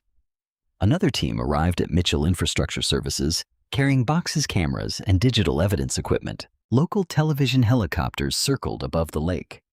I watched from Margaret's home with Linda, Ethan, and Ryan. Nobody celebrated. Justice on television looked dramatic, but inside Margaret's quiet living room, it felt heavy. Every file carried the possibility of damaged families, lost homes, and people who had been frightened into silence. At 8:30, investigators removed the first boxes from the lake house. At 9:10, they carried out 2 computers. At 10, a regional news station reported that agents had discovered a hidden office behind a wine storage room. Ethan's phone rang constantly. Sources inside the investigation described stacks of contracts, prepaid phones, cash ledgers, and property records. Then came the discovery that changed the case. Behind a locked cabinet, investigators found copies of altered city reports organized by project. Each folder contained 2 versions, the original technical report and the revised version used for approval. William's name appeared on several forged documents. The originals matched the copies in our cedar box. They cannot call William disgruntled anymore, I said. Margaret nodded. They may have to call him a witness who had been dead for 5 years. By noon, Mayor Mitchell's political allies began abandoning him. The president of the city council called for his temporary removal. Major donors suspended support. 2 senior staff members resigned. The governor's office released a statement demanding full cooperation. Mayor Mitchell remained inside his private residence in Cedar Ridge. Savannah left through the rear entrance in a black SUV, hiding her face behind sunglasses despite the cloudy sky. Olivia was not with her. I called again. Her phone went directly to voicemail. Ryan contacted officers he trusted and learned that Olivia had left Savannah's house before dawn. No one knew where she had gone. At 3 in the afternoon, she appeared at my front door. I saw her through the security camera. She wore jeans, a sweatshirt, and no makeup. Her hair was pulled into a loose knot. One sleeve was torn. I opened the door immediately. Are you hurt? No. She entered carrying a canvas bag and a stack of folders. When she saw Ethan and Margaret in the living room, she stopped. You brought them here. They have been helping me. I need to speak to you alone. Ethan stood. We can leave the room. No, Olivia said. You should hear this too. She sat on the edge of the sofa and placed the folders on the coffee table. I found these in my office storage unit. Margaret put on gloves before touching them. What are they? Contracts, printed emails, payment instructions, and closing documents for Riverfront Commons. Why were they in storage? Ethan asked. Mayor Mitchell's chief of staff told me to remove them from my office 2 months ago. He said the project required discretion. Did he ask you to destroy anything? Olivia's face twisted with shame. Emails. Did you some? The admission hurt, but I forced myself to remain calm. Why? Because I was afraid I would lose the contract. Ethan asked whether copies still existed. I forwarded many messages to a private account without thinking. I checked last night. They are still there. Margaret leaned forward. Olivia, you need an attorney before saying anything else. I know. Do not assume cooperating removes your legal exposure. I know that too. She opened one folder. Inside was an ownership agreement for a company called Riverfront Residential Partners. Olivia's name appeared as a minority managing member. She covered her face with both hands. I thought it was a standard vehicle for distributing commissions. How much ownership? Ethan asked. 7%. Did you invest money? No. Then why were you given ownership? She looked at me. I thought they believed in me. The sentence came out in a whisper. Mayor Mitchell had not rewarded Olivia because she was talented. He had placed her name inside the project, so investigators would find a young real estate broker between himself and the money. Ethan reviewed the agreement. This company purchased land from another entity connected to Mitchell's wife. The price increased nearly 500% after the zoning change. Olivia stared at the document as though she had never seen it. I signed electronically. Did you review the purchase history, Num? Who prepared the documents? Mitchell's attorneys. Margaret's voice softened but remained firm. They used your ambition to make you part of the transaction. Olivia began crying. I was so proud when he chose me. I sat beside her. For a moment, she leaned away as though she did not deserve comfort. Then, she allowed me to take her hand. He told me I was different, she said. He said I understood how powerful people think. I believed him. What happened at Savannah's house? I asked. Olivia wiped her face. After my apartment was searched, Savannah told me to stay with her. She said her father would protect me. Did he? He came over after midnight. Her fingers tightened around mine. He told me investigators would make me the face of the Riverfront fraud unless I signed a statement. What statement? That Dad had stolen city records and spent years blackmailing contractors. Anger surged through me. William never blackmailed anyone. I know. Did you sign it? No. Relief moved through the room. Olivia continued. When I refused, Mayor Mitchell said the $75,000 payment would be enough to charge me.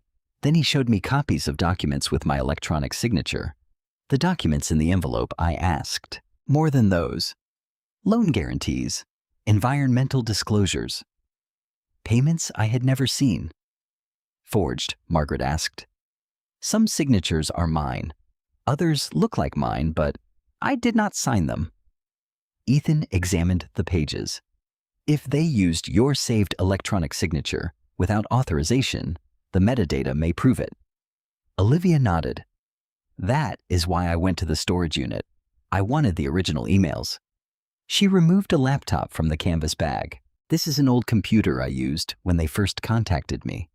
It contains messages before they told me to switch to a secure system. The laptop was more important than any document she carried. Its files showed how Mayor Mitchell's staff had gradually drawn Olivia into the network. At first, the emails appeared innocent invitations, introductions, and professional praise. Then came requests. Could she create a business entity for future commissions? Could she accept an advance through that company? Could she sign disclosures before technical reports were complete?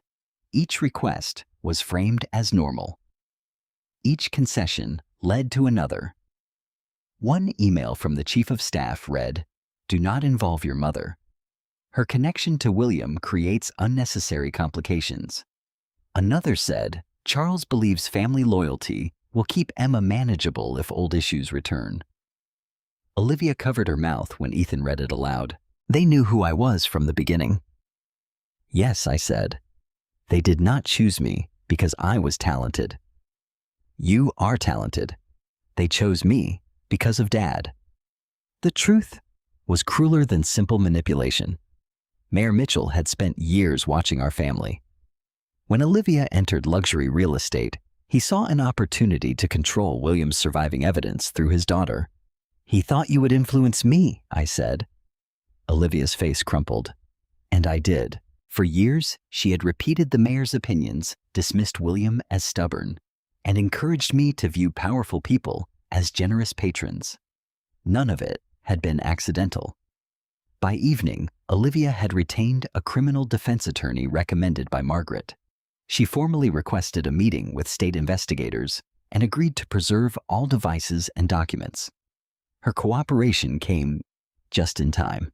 News broke that agents had discovered payments to 17 political figures, 3 contractors, 2 nonprofit organizations, and multiple private companies. The city council scheduled an emergency vote to suspend Mayor Mitchell's authority. Savannah's foundation accounts were frozen. The Riverfront Commons project was halted. Mayor Mitchell released a statement accusing former employees, political enemies, and certain members of the Walker family of creating a coordinated attack. But his empire was cracking too quickly for words to hold it together. That night, Olivia and I sat alone at my kitchen table. She looked exhausted. "I thought success would make me safe," she said. "Safe from what?" "From feeling ordinary." I poured tea into William's old mug and placed it in front of her. "Your father never believed ordinary was an insult. I know that now." Outside, a news van drove slowly past the house. Olivia looked toward the window. "Are you going to forgive me?" I did not answer immediately. Forgiveness was not a door that opened because someone finally knocked. "I love you," I said, "but trust will take longer." She nodded, tears filling her eyes. "That is more than I deserve." "No, it is what honesty requires." Her phone rang. It was her attorney. State investigators wanted to interview her the following morning. Before ending the call, the attorney said one more thing. Forensic analysts had examined the Riverfront documents. Several electronic signatures attributed to Olivia had been applied remotely from an IP address registered to Mayor Mitchell's private office. Olivia had made serious mistakes. She had accepted suspicious money, deleted messages, and ignored warning signs because she wanted power. But she had also been deceived. Charles Mitchell had prepared to sacrifice her long before his daughter poured wine over me. Now my daughter finally understood what William had known all along. To men like Mitchell, loyalty only flowed upward. When the fall began, Everyone beneath them became something to land on. Olivia's interview with state investigators lasted almost 7 hours. Her attorney drove her to the state field office in Columbus shortly after sunrise. I offered to go with her, but Olivia shook her head. "I need to walk into that room without hiding behind you," she said. There was something different in her voice. For the first time in years, she was not trying to impress anyone. She was simply frightened and determined to tell the truth. I watched from the porch as her attorney's car disappeared down the street. Then I went inside and sat at the kitchen table where William and I had once helped Olivia with homework. I remembered her as a little girl struggling through multiplication problems, refusing to admit when she was confused. William would sit beside her patiently. "Mistakes don't become dangerous until you start protecting them," he used to say. I had forgotten those words. Olivia had too. At noon, Ethan arrived with updates from the investigation. Analysts had confirmed that several electronic signatures attributed to Olivia were applied from devices connected to Mayor Mitchell's office. Other documents had been altered after Olivia signed them. "That helps establish deception," Ethan said, "but it does not erase what she actually did." No. I appreciated his honesty. Olivia had accepted a suspicious payment. She had deleted emails. She had ignored warning signs because the promise of success mattered more than asking difficult questions. She was not innocent in every sense, but she was no longer protecting the people who used her. At 3 in the afternoon, my doorbell rang. 2 women stood outside holding flowers. They introduced themselves as residents of the East River neighborhood. One was named Angela Lewis, the other Patricia Monroe. "We wanted to thank you," Angela said. "For what?" "For not staying silent." Patricia explained that her husband had developed a rare respiratory illness after they moved into a house near the old industrial district. Their doctors had never confirmed the cause, but several neighbors suffered similar health problems. "We asked the city about the land," she said. "They told us every environmental report was clean. I invited them inside. For more than an hour, they described unusual odors after heavy rain, discolored soil in gardens, and children developing persistent skin rashes. Their experiences transformed William's reports from technical evidence into human suffering. "How many families know about the investigation?" I asked. "Everyone knows now," Angela replied. "But people are afraid. They bought homes with their life savings. If the land is contaminated, what happens to them?" I had no answer. Exposing the truth could save families from further harm, but it could also destroy the value of everything they owned. William had understood that contradiction. His journals repeatedly emphasized protecting residents, rather than simply publicizing the scandal. Before leaving, Patricia took my hands. "Your husband tried to protect us before we even knew we were in danger." The words stayed with me long after they left. Olivia returned just after 6. She looked pale and exhausted. When she entered the kitchen, she placed her handbag on the floor and stood uncertainly near the doorway. "How did it go?" I asked. "I told them everything." "Everything?" "Yes." She sat across from me. "I told them about the payment, the deleted emails, the companies, the contracts, Savannah, her father, and what happened at the lake house. Did they believe you?" "My attorney says the evidence supports most of it." "Most?" That word mattered. "Are you going to be charged?" "They haven't decided." I reached across the table, but Olivia stared at my hand without taking it. "They asked why I kept saying yes," she whispered. "What did you tell them?" "The truth." She looked up. "I wanted to be important." Her eyes filled with tears. "I wanted people like Mayor Mitchell to invite me into rooms where I used to feel invisible. Every time he praised me, I ignored another thing that felt wrong. You were successful before you met him." I didn't believe it counted. "Why not?" "Because my houses weren't expensive enough. My clients weren't powerful enough. My name didn't open doors." I felt a sadness deeper than anger. "All those years your father and I told you we were proud. Did none of that matter?" "It mattered. But I thought you had to say it because you were my parents. We said it because it was true. Olivia wiped her face. I treated your love like something ordinary. Then I chased approval from people who only valued how useful I could be. I waited. There were apologies offered because consequences had arrived, and apologies born from true understanding. I needed to know which one she was giving me. I'm sorry about the gala, she continued. Not because the video went public, not because I lost clients. I am sorry because when you looked at me, I knew you needed me, and I chose them. The room became very quiet. I saw your tears, she said. I pretended I didn't, because defending you might have cost me the contract. Her honesty hurt, but it also mattered. I cannot forget that moment I told her. I know. I don't know how long it will take before I trust you again. I know. And forgiveness does not mean pretending nothing happened. I'm not asking you to pretend. For the first time since the gala, Olivia reached for my hand. I'm asking for the chance to become someone you can trust again. I let her hold it. It was not complete forgiveness, but it was a beginning. The following morning, Olivia's attorney delivered copies of emails from her private account to investigators. The messages filled several encrypted folders. Many duplicated evidence already recovered from the lake house. Others showed how the mayor's team discussed using Olivia as a buffer between the development companies and city officials. One email from the chief of staff was especially damaging. Keep all riverfront communications routed through Olivia Walker. Her father's history gives us leverage, and her ambition makes her manageable. Another message came directly from Mayor Mitchell.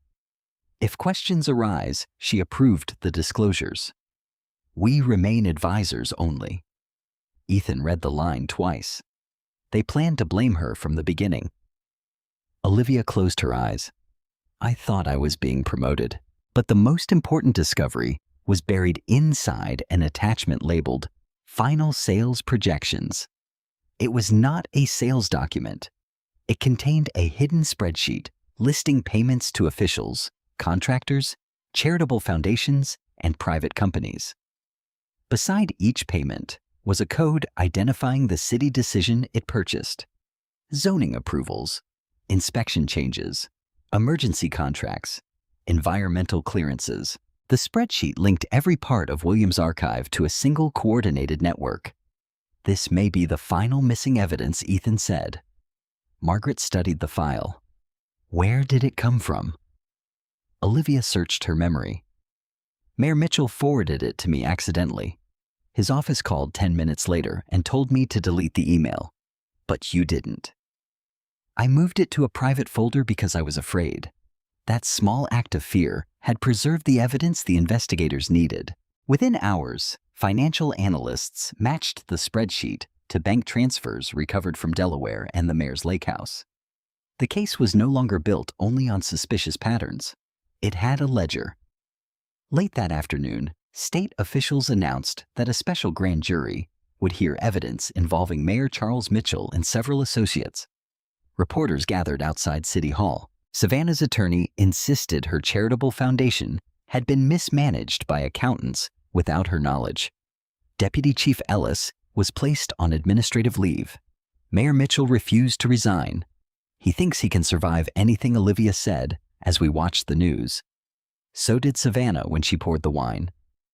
Olivia flinched. I deserve that. I did not say it to hurt you. No, you said it because it is true. She switched off the television. Mom, if they offer me immunity in exchange for testimony, should I take it? That is a question for your attorney. I'm asking what you think. I considered William's letter. Do not use it for revenge. Use it only if truth becomes necessary. Tell the complete truth, I said. Accept whatever responsibility belongs to you. Do not accept blame for what they forged, but do not hide what you chose. Olivia nodded slowly. That is what Dad would have said? Yes. Her eyes moved toward his photograph. I wish I could apologize to him. Then live in a way that would make the apology real. That evening, she stayed for dinner. We ate soup and bread at the kitchen table. There was no celebration, no sudden return to the closeness we once shared. But when Olivia stood to leave, she washed her bowl and placed it in the cabinet without being asked. It was a tiny gesture, ordinary. And for the first time in years, ordinary felt like hope. The public hearings began 2 weeks later. By then, Cedar Ridge no longer felt like the town I had known. News trucks lined the street outside City Hall. Reporters crowded the courthouse steps. Residents carried signs demanding clean water, safe homes, and criminal accountability. Families from East River attended together. Some wore masks, bearing photographs of children who had developed illnesses. Others carried copies of property records, medical bills, and letters they had sent to the city without receiving answers. I entered through a side entrance with Margaret and Linda. Olivia arrived separately with her attorney. She wore a plain charcoal suit, no expensive jewelry, and no expression designed for cameras. When photographers shouted questions, she kept walking. Inside the council chamber, Mayor Mitchell sat behind a long table beside 3 attorneys. He looked older. His silver hair remained perfectly combed, but the confident smile was gone. Deep lines surrounded his mouth. For the first time, he appeared less like a powerful mayor and more like an ordinary man afraid of losing control. Savannah sat 2 rows behind him. She avoided looking at me. The hearing opened with testimony from environmental scientists. They confirmed that several East River parcels contained industrial chemicals at levels requiring extensive cleanup before residential construction. The original reports in Williams' Cedar box were accurate. The revised city reports were not. A state investigator displayed both versions on large screens. Williams' actual signature appeared only on the original objections. The approvals carried a copied digital code. A quiet murmur moved through the chamber. For years, Mayor Mitchell had called my husband obstructive and bitter. Now the evidence showed. William had refused to place families in danger. Janice Palmer testified next. Her hands trembled when she raised her right hand, but her voice grew stronger as she described altered payment logs and threats against her son. Mayor Mitchell watched without emotion. When one of his attorneys suggested Janice was lying to avoid prosecution, she looked directly at the mayor. "I lied for 17 years because I was afraid of him," she said. "I am telling the truth now because I am more afraid of who I became." Several people in the audience began to cry. Officer Ryan Cooper testified about missing incident reports and investigations intentionally closed by Deputy Chief Ellis. Hotel technician Marcus Reed authenticated the gala footage and described the order to erase it. Then Ethan presented the chain of evidence connecting Williams' documents, the Lake House records, the Delaware accounts, and Olivia's hidden spreadsheet. By the time Olivia's name was called, the room was completely silent. She walked to the witness table and took the oath. I could see fear in the way she gripped the edge of her chair. The council attorney asked about her relationship with Mayor Mitchell. "At first, I believed he was mentoring me," she said. "Why? Because I wanted to believe powerful people had finally recognized my potential." She described the invitations, praise contracts, and payments. She admitted deleting emails after being instructed to do so. "Did you know the funds were stolen?" the attorney asked. "No." "Did you suspect the transaction was unusual?" "Yes." "Why did you proceed?" Olivia paused. "Because I valued the opportunity more than the warning inside me." There were no excuses, no performance. She admitted that she had ignored my humiliation at the gala because she feared losing the mayor's support. A member of the council asked, "Would you have cooperated with investigators if the video had never become public?" Olivia looked toward me. I want to say yes, but I don't know if that would be true. Her answer cost her public sympathy. It also proved she was finally being honest. Mayor Mitchell's attorney attempted to portray Olivia as the architect of the riverfront arrangement. He displayed documents bearing her signature. Olivia's attorney then introduced forensic evidence showing that several signatures were remotely applied from the mayor's private office. The attorney asked her why she had refused to sign the statement accusing William of blackmail. Olivia turned toward Mayor Mitchell, because by then, I understood that he had chosen my father's reputation as the next thing he needed to destroy. Mayor Mitchell stared back at her with cold contempt. The final witness of the day was an elderly man named Robert Gaines. I had never met him. Robert had served as assistant city attorney during the original East River dispute. He had disappeared from Cedar Ridge shortly after William's evidence went missing. For years, Ethan believed he had moved overseas. Instead, Robert had been living quietly in Arizona under his middle name. The public investigation convinced him to return. Robert testified that William brought him original reports and payment records 17 years earlier. Why did the investigation stop? The council attorney asked. Robert looked down. Mayor Mitchell threatened my family. What kind of threat? My daughter had recently been arrested for driving under the influence. He promised the charge would disappear if I surrendered the documents. He also promised prison if I refused. What did you do? I gave him the originals. A wave of anger moved through the chamber, but William kept duplicates. Robert continued. He told me he no longer trusted anyone in the city. Did William ever attempt to blackmail contractors? No. Never. Did he seek money? No. What did he want? Robert's voice broke. He wanted the construction stopped until the land was safe. The hearing adjourned shortly after sunset. Outside, hundreds of people waited behind barricades. When Mayor Mitchell emerged, reporters shouted questions about resignation and criminal charges. He entered a waiting vehicle without responding. Savannah followed him. As she reached the car, a reporter asked whether she regretted humiliating me. She stopped. For one moment, I thought she might apologize. Instead, she said, "That woman used one unfortunate incident to destroy my family." The statement spread online within minutes. But this time, it did not anger me. Savannah still believed consequences were something other people caused. She had not learned what Olivia was beginning to understand. People often build their own downfall, one choice at a time. The following morning, the city council voted unanimously to demand Mayor Mitchell's resignation. He refused. 2 hours later, state prosecutors announced charges involving bribery, fraud evidence, tampering, conspiracy, and misuse of public funds. Federal, environmental, and financial charges were expected to follow. Mayor Mitchell finally submitted his resignation just before 5 o'clock. It consisted of 3 sentences. He accepted no responsibility. He blamed political enemies. He promised to clear his name. His portrait was removed from City Hall before sunset. Savannah was charged separately with financial offenses related to her charitable foundation. Her attorneys argued she had trusted the wrong advisors, but investigators had recovered messages showing that she approved false invoices. Deputy Chief Ellis was arrested for obstruction and evidence destruction. Several contractors entered plea negotiations. The fall happened quickly, once fear changed direction. For years, ordinary people had feared Mayor Mitchell. Now his allies feared being the last ones still protecting him. A week later, state officials held a community meeting for East River residents.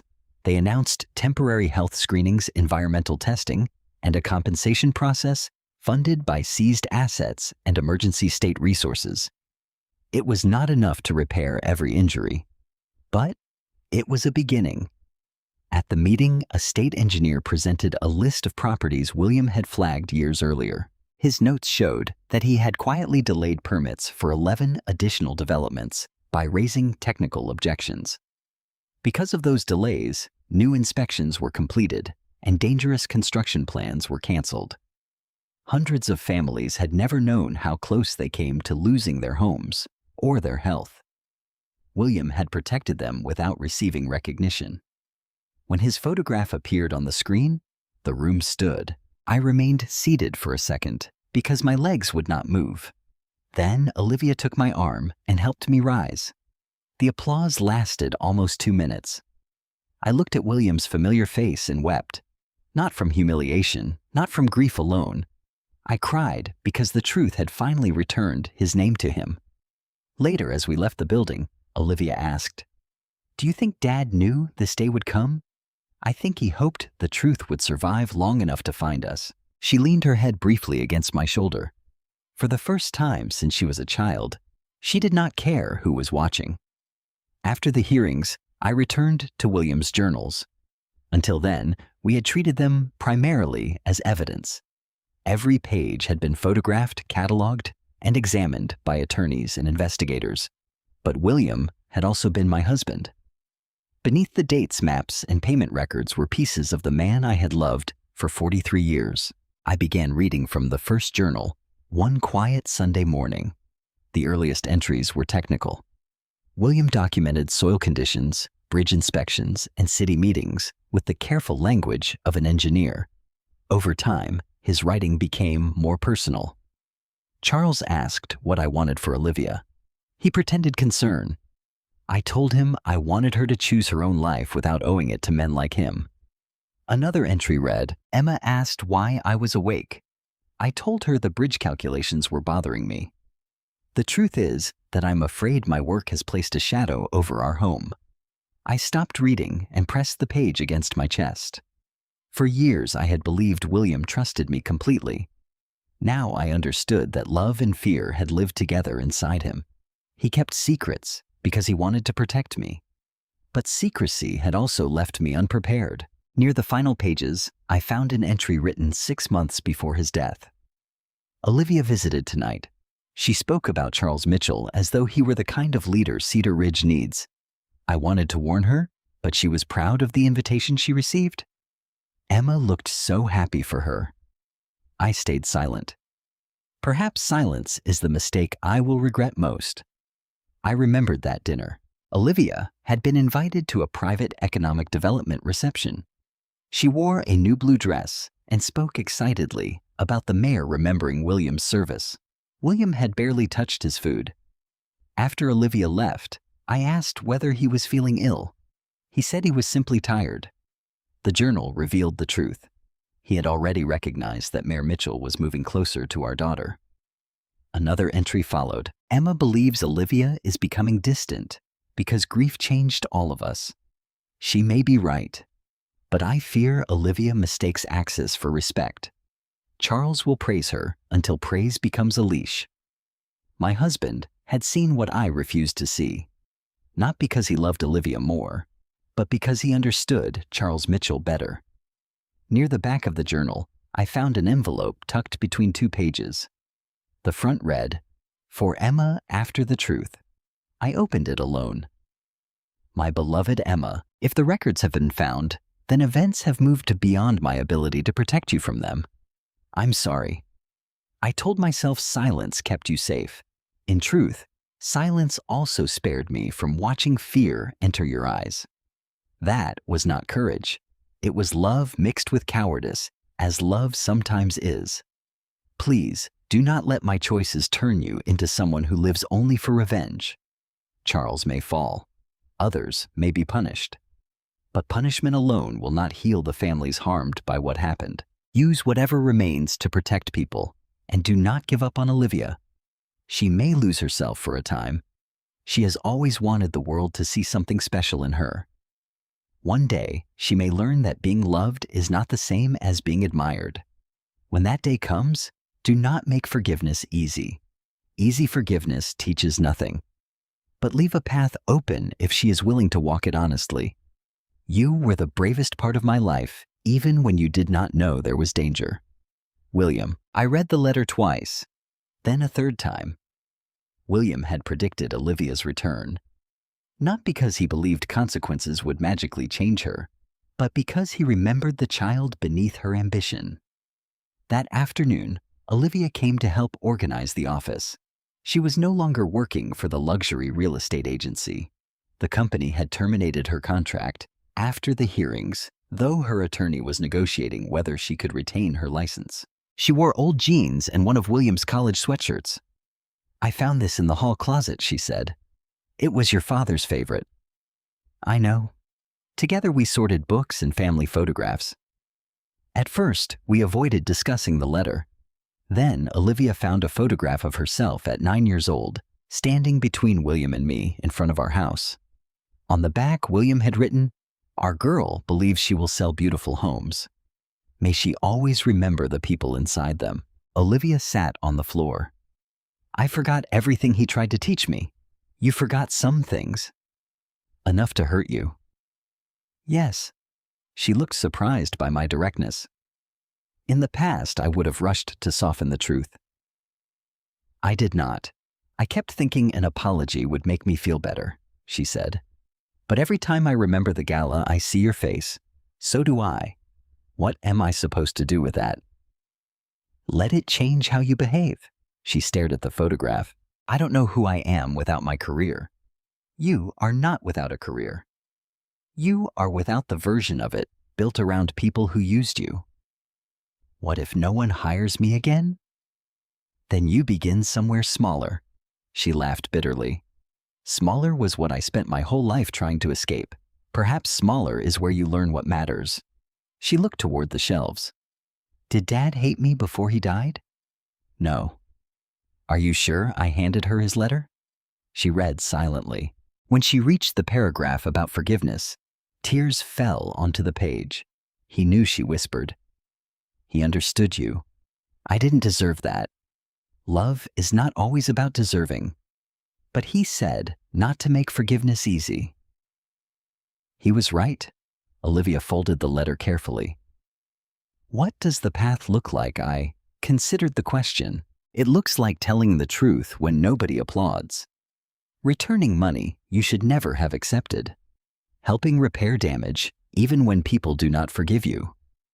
And accepting that my trust belongs to me, not to your timetable." She nodded. "I can do that. You can begin." Over the following weeks, Olivia followed her attorney's advice and transferred the remaining consulting payment into an escrow account for victim restitution. She provided additional testimony and agreed not to seek immunity from every possible consequence. Prosecutors ultimately offered her a cooperation agreement. She would avoid felony charges related to the forged documents, but she would plead to a lesser offense involving failure to report suspicious financial activity. Her real estate license would be suspended for 1 year. She accepted. "I thought losing my license would feel like the end," she told me. "Does it?" "No. It feels like a consequence." That distinction mattered. Ethan completed the first draft of his investigative series. He asked permission to quote William's personal letters. I refused. "His evidence belongs to the public," I said. "His love letters belong to our family." Ethan respected the decision. One evening, I visited William's grave alone. The cemetery was quiet, and summer light rested softly across the grass. I placed his letter beside the headstone and told him everything. I told him the mayor had resigned. I told him families finally knew the truth. I told him Olivia had come home, though the distance between us had not disappeared. Then I admitted something I had not said aloud. "I am angry with you too." The words surprised me. "You should have trusted me. You should have told me what was happening. I would have been afraid, but I would have stood beside you." For years, grief had turned William into a perfect memory. His letter allowed me to love him as a human being. Again, brave, principled, frightened, and flawed. "I forgive you," I whispered, "but you made me carry the ending alone." A breeze moved through the trees. I closed my eyes. For the first time since his death, I did not imagine William apologizing. I imagined him trusting me to finish what he began. Justice brought attention I had never wanted. Television producers called daily. Podcast hosts offered to fly me to New York. A publisher suggested that I write a book about humiliating the Mitchell family. One producer described the project as the ultimate revenge story. I ended the call. Nothing about the suffering in East River felt like entertainment. Nothing about watching my daughter face criminal consequences felt like victory. Mayor Mitchell's fall mattered. But if all we did was celebrate his punishment, then William's evidence would become another spectacle. I wanted it to become protection. The idea began at the library. Although I had retired, I still visited every Thursday to help with the senior technology program. One afternoon, a 78-year-old widow named Dorothy asked me to review a document her grandson wanted her to sign. It was a transfer agreement giving him control over her home. He says it will make things easier if I become ill, she explained. Do you have an independent attorney? My grandson says lawyers are too expensive. I helped Dorothy contact a legal aid organization. The attorney discovered that the agreement would have allowed her grandson to sell the house without her approval. Dorothy was horrified. I trusted him. The sentence brought back everything I had learned about Olivia Mayer Mitchell and the way affection could be turned into leverage. I met with Margaret Linda and the library director. What if we created a program for older residents, I suggested. Free document reviews, fraud education housing advice, and referrals to attorneys. Margaret supported the idea immediately. We could include workshops on powers of attorney property transfers, online scams, and contractor fraud. Linda added, and family pressure. People are embarrassed when the person exploiting them is related to them. We named the program the Walker Community Protection Project. I insisted it carry Williams' last name rather than my first name because his records had shown us what quiet prevention could accomplish.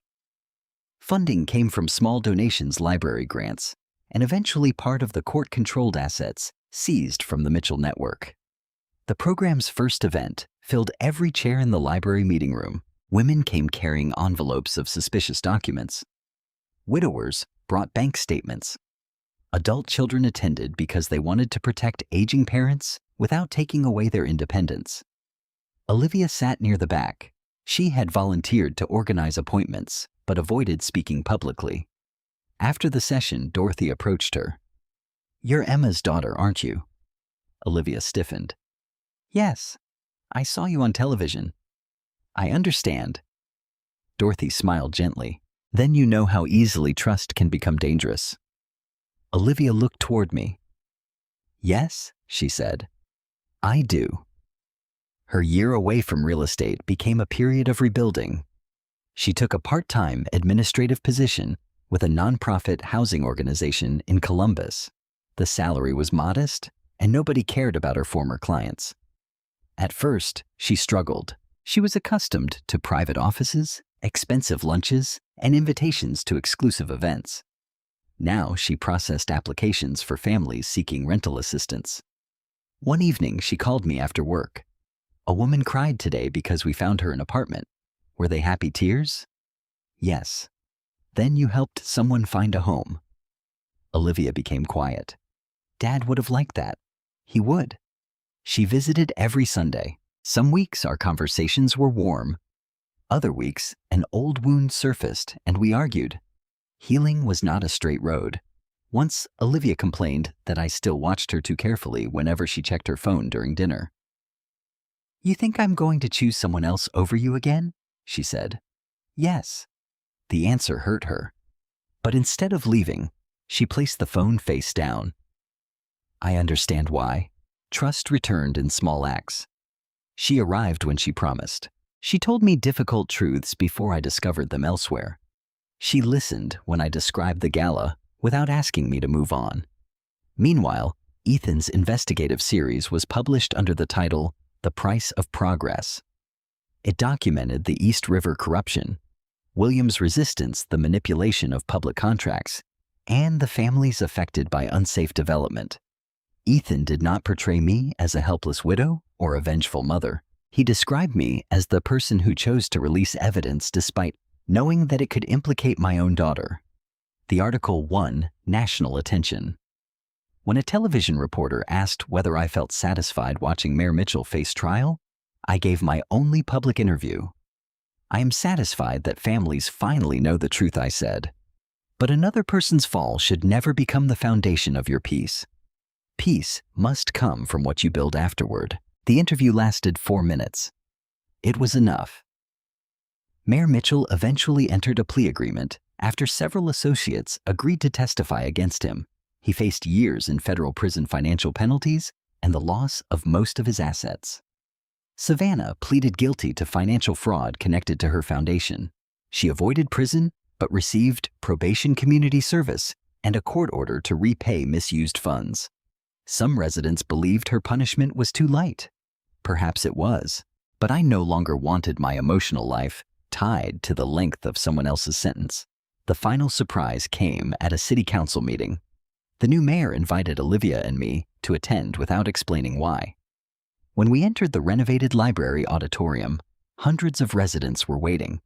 At the front stood a covered bronze plaque. The mayor spoke about William's service, his refusal to approve unsafe projects, and the families protected by his integrity. Then the covering was removed. The William Walker Reading and Civic Responsibility Room, dedicated to the belief that truth, knowledge, and public service belong to everyone. I pressed my hand over my mouth. William had loved libraries because he believed facts should remain available, even when powerful people wanted them forgotten.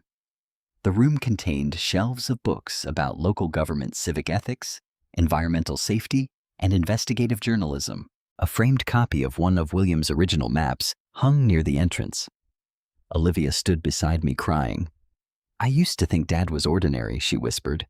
"He was." She looked confused. I smiled through my tears. Ordinary people are the ones who hold the world together. When the ceremony ended, residents gathered around us. Angela Lewis from East River thanked Olivia for testifying. Janice Palmer hugged me. Ryan stood near the doorway in uniform, no longer hiding his involvement. Ethan photographed the plaque, but kept his camera away from my face. Linda leaned toward me. "You realize your quiet little life is gone?" "No," I said, looking around the library. "I think I finally found it again." A year after the gala, Olivia invited me to dinner. Not at an expensive restaurant, not at a political fundraiser.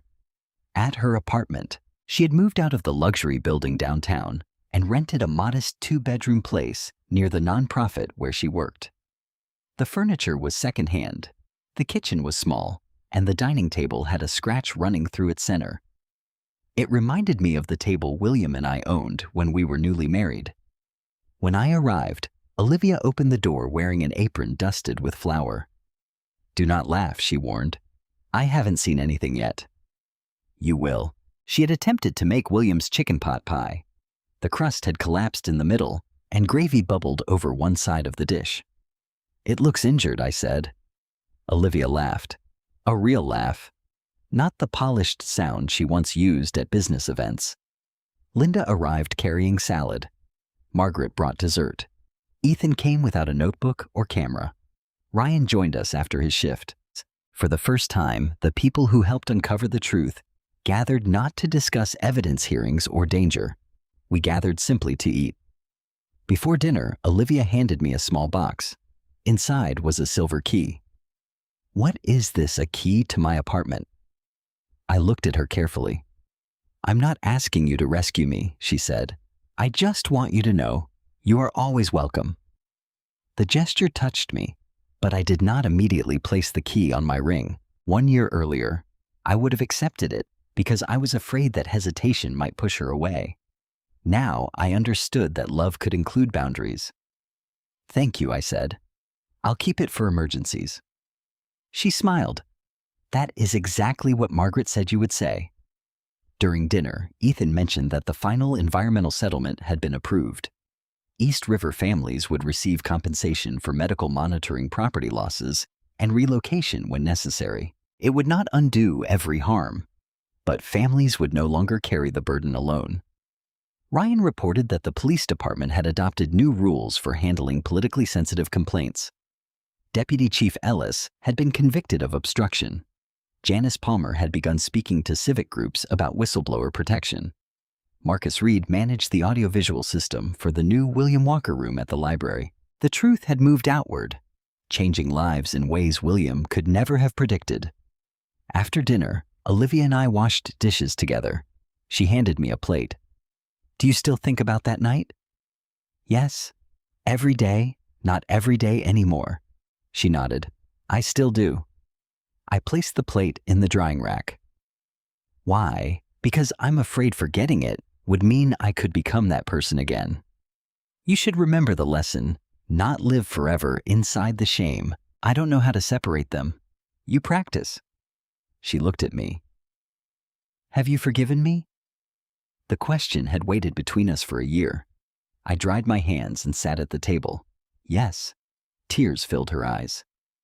But forgiveness is not the same as returning to who we were. I continued. We cannot go back. I know. We can build something more honest. She nodded. That is what I want. I finally added her key to my ring. 2 days later, I visited William's grave. The cemetery looked different in early autumn. Gold leaves covered the path and the air carried the first hint of cold. I placed a small bouquet beside the headstone. Charles Mitchell is gone from City Hall, I said. The families are receiving help. The library named a room after you. I smiled. You would be embarrassed by that. Then I told him about dinner. I described Olivia's terrible pot pie and the key she had given me. She came back, I whispered. Not all at once, but she came back. For so long, I believed victory would mean watching Mayor Mitchell lose everything. He lost his office reputation, wealth, and freedom. Savannah lost the social power she treated as permanent. Their empire fell faster than anyone expected once the truth became impossible to contain. But standing beside William's grave, I understood that their fall was not my greatest victory. My greatest victory was refusing to let their corruption decide what kind of mother I became. I did not protect Olivia from consequences. I did not abandon her to them either. I left a path open just as William asked, and she chose to walk it. On the anniversary of the gala, I took the stained cream dress from the back of my closet. The wine marks had faded slightly, but remained visible across the front. For months, I had kept it as evidence. Then I kept it as a reminder. That morning, I brought it to the Walker Community Protection Project. A local artist had offered to create a textile display using donated clothing, connected to moments when women reclaimed their dignity.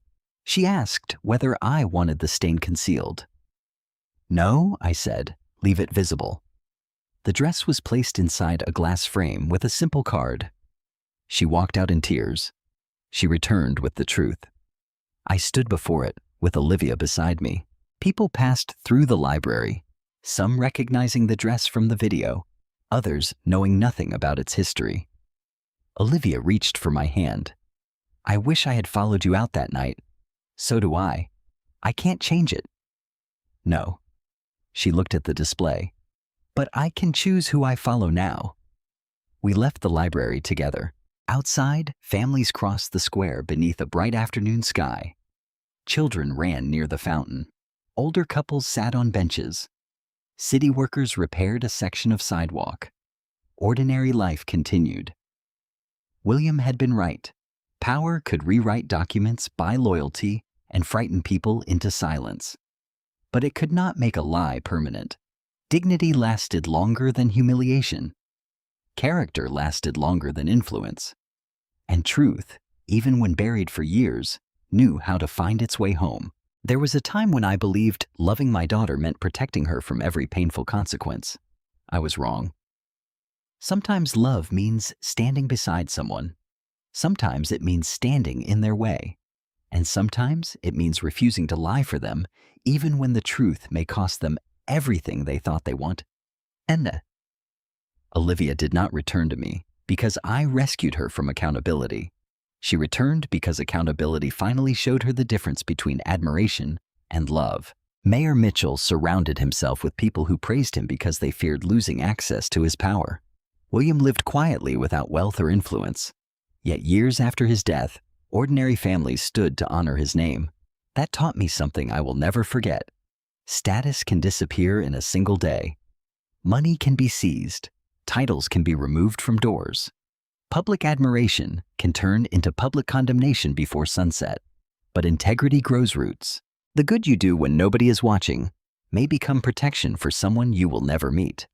The truth you preserve today may give another person courage years from now. Forgiveness also has roots, but forgiveness should never require us to deny what happened. I forgave Olivia because she accepted responsibility, changed her behavior, and rebuilt trust through actions. I did not forgive her because family loyalty demanded silence. Real reconciliation is not pretending the wound never existed. It is deciding that the wound will not control every chapter that follows. Now, I would love to hear from you.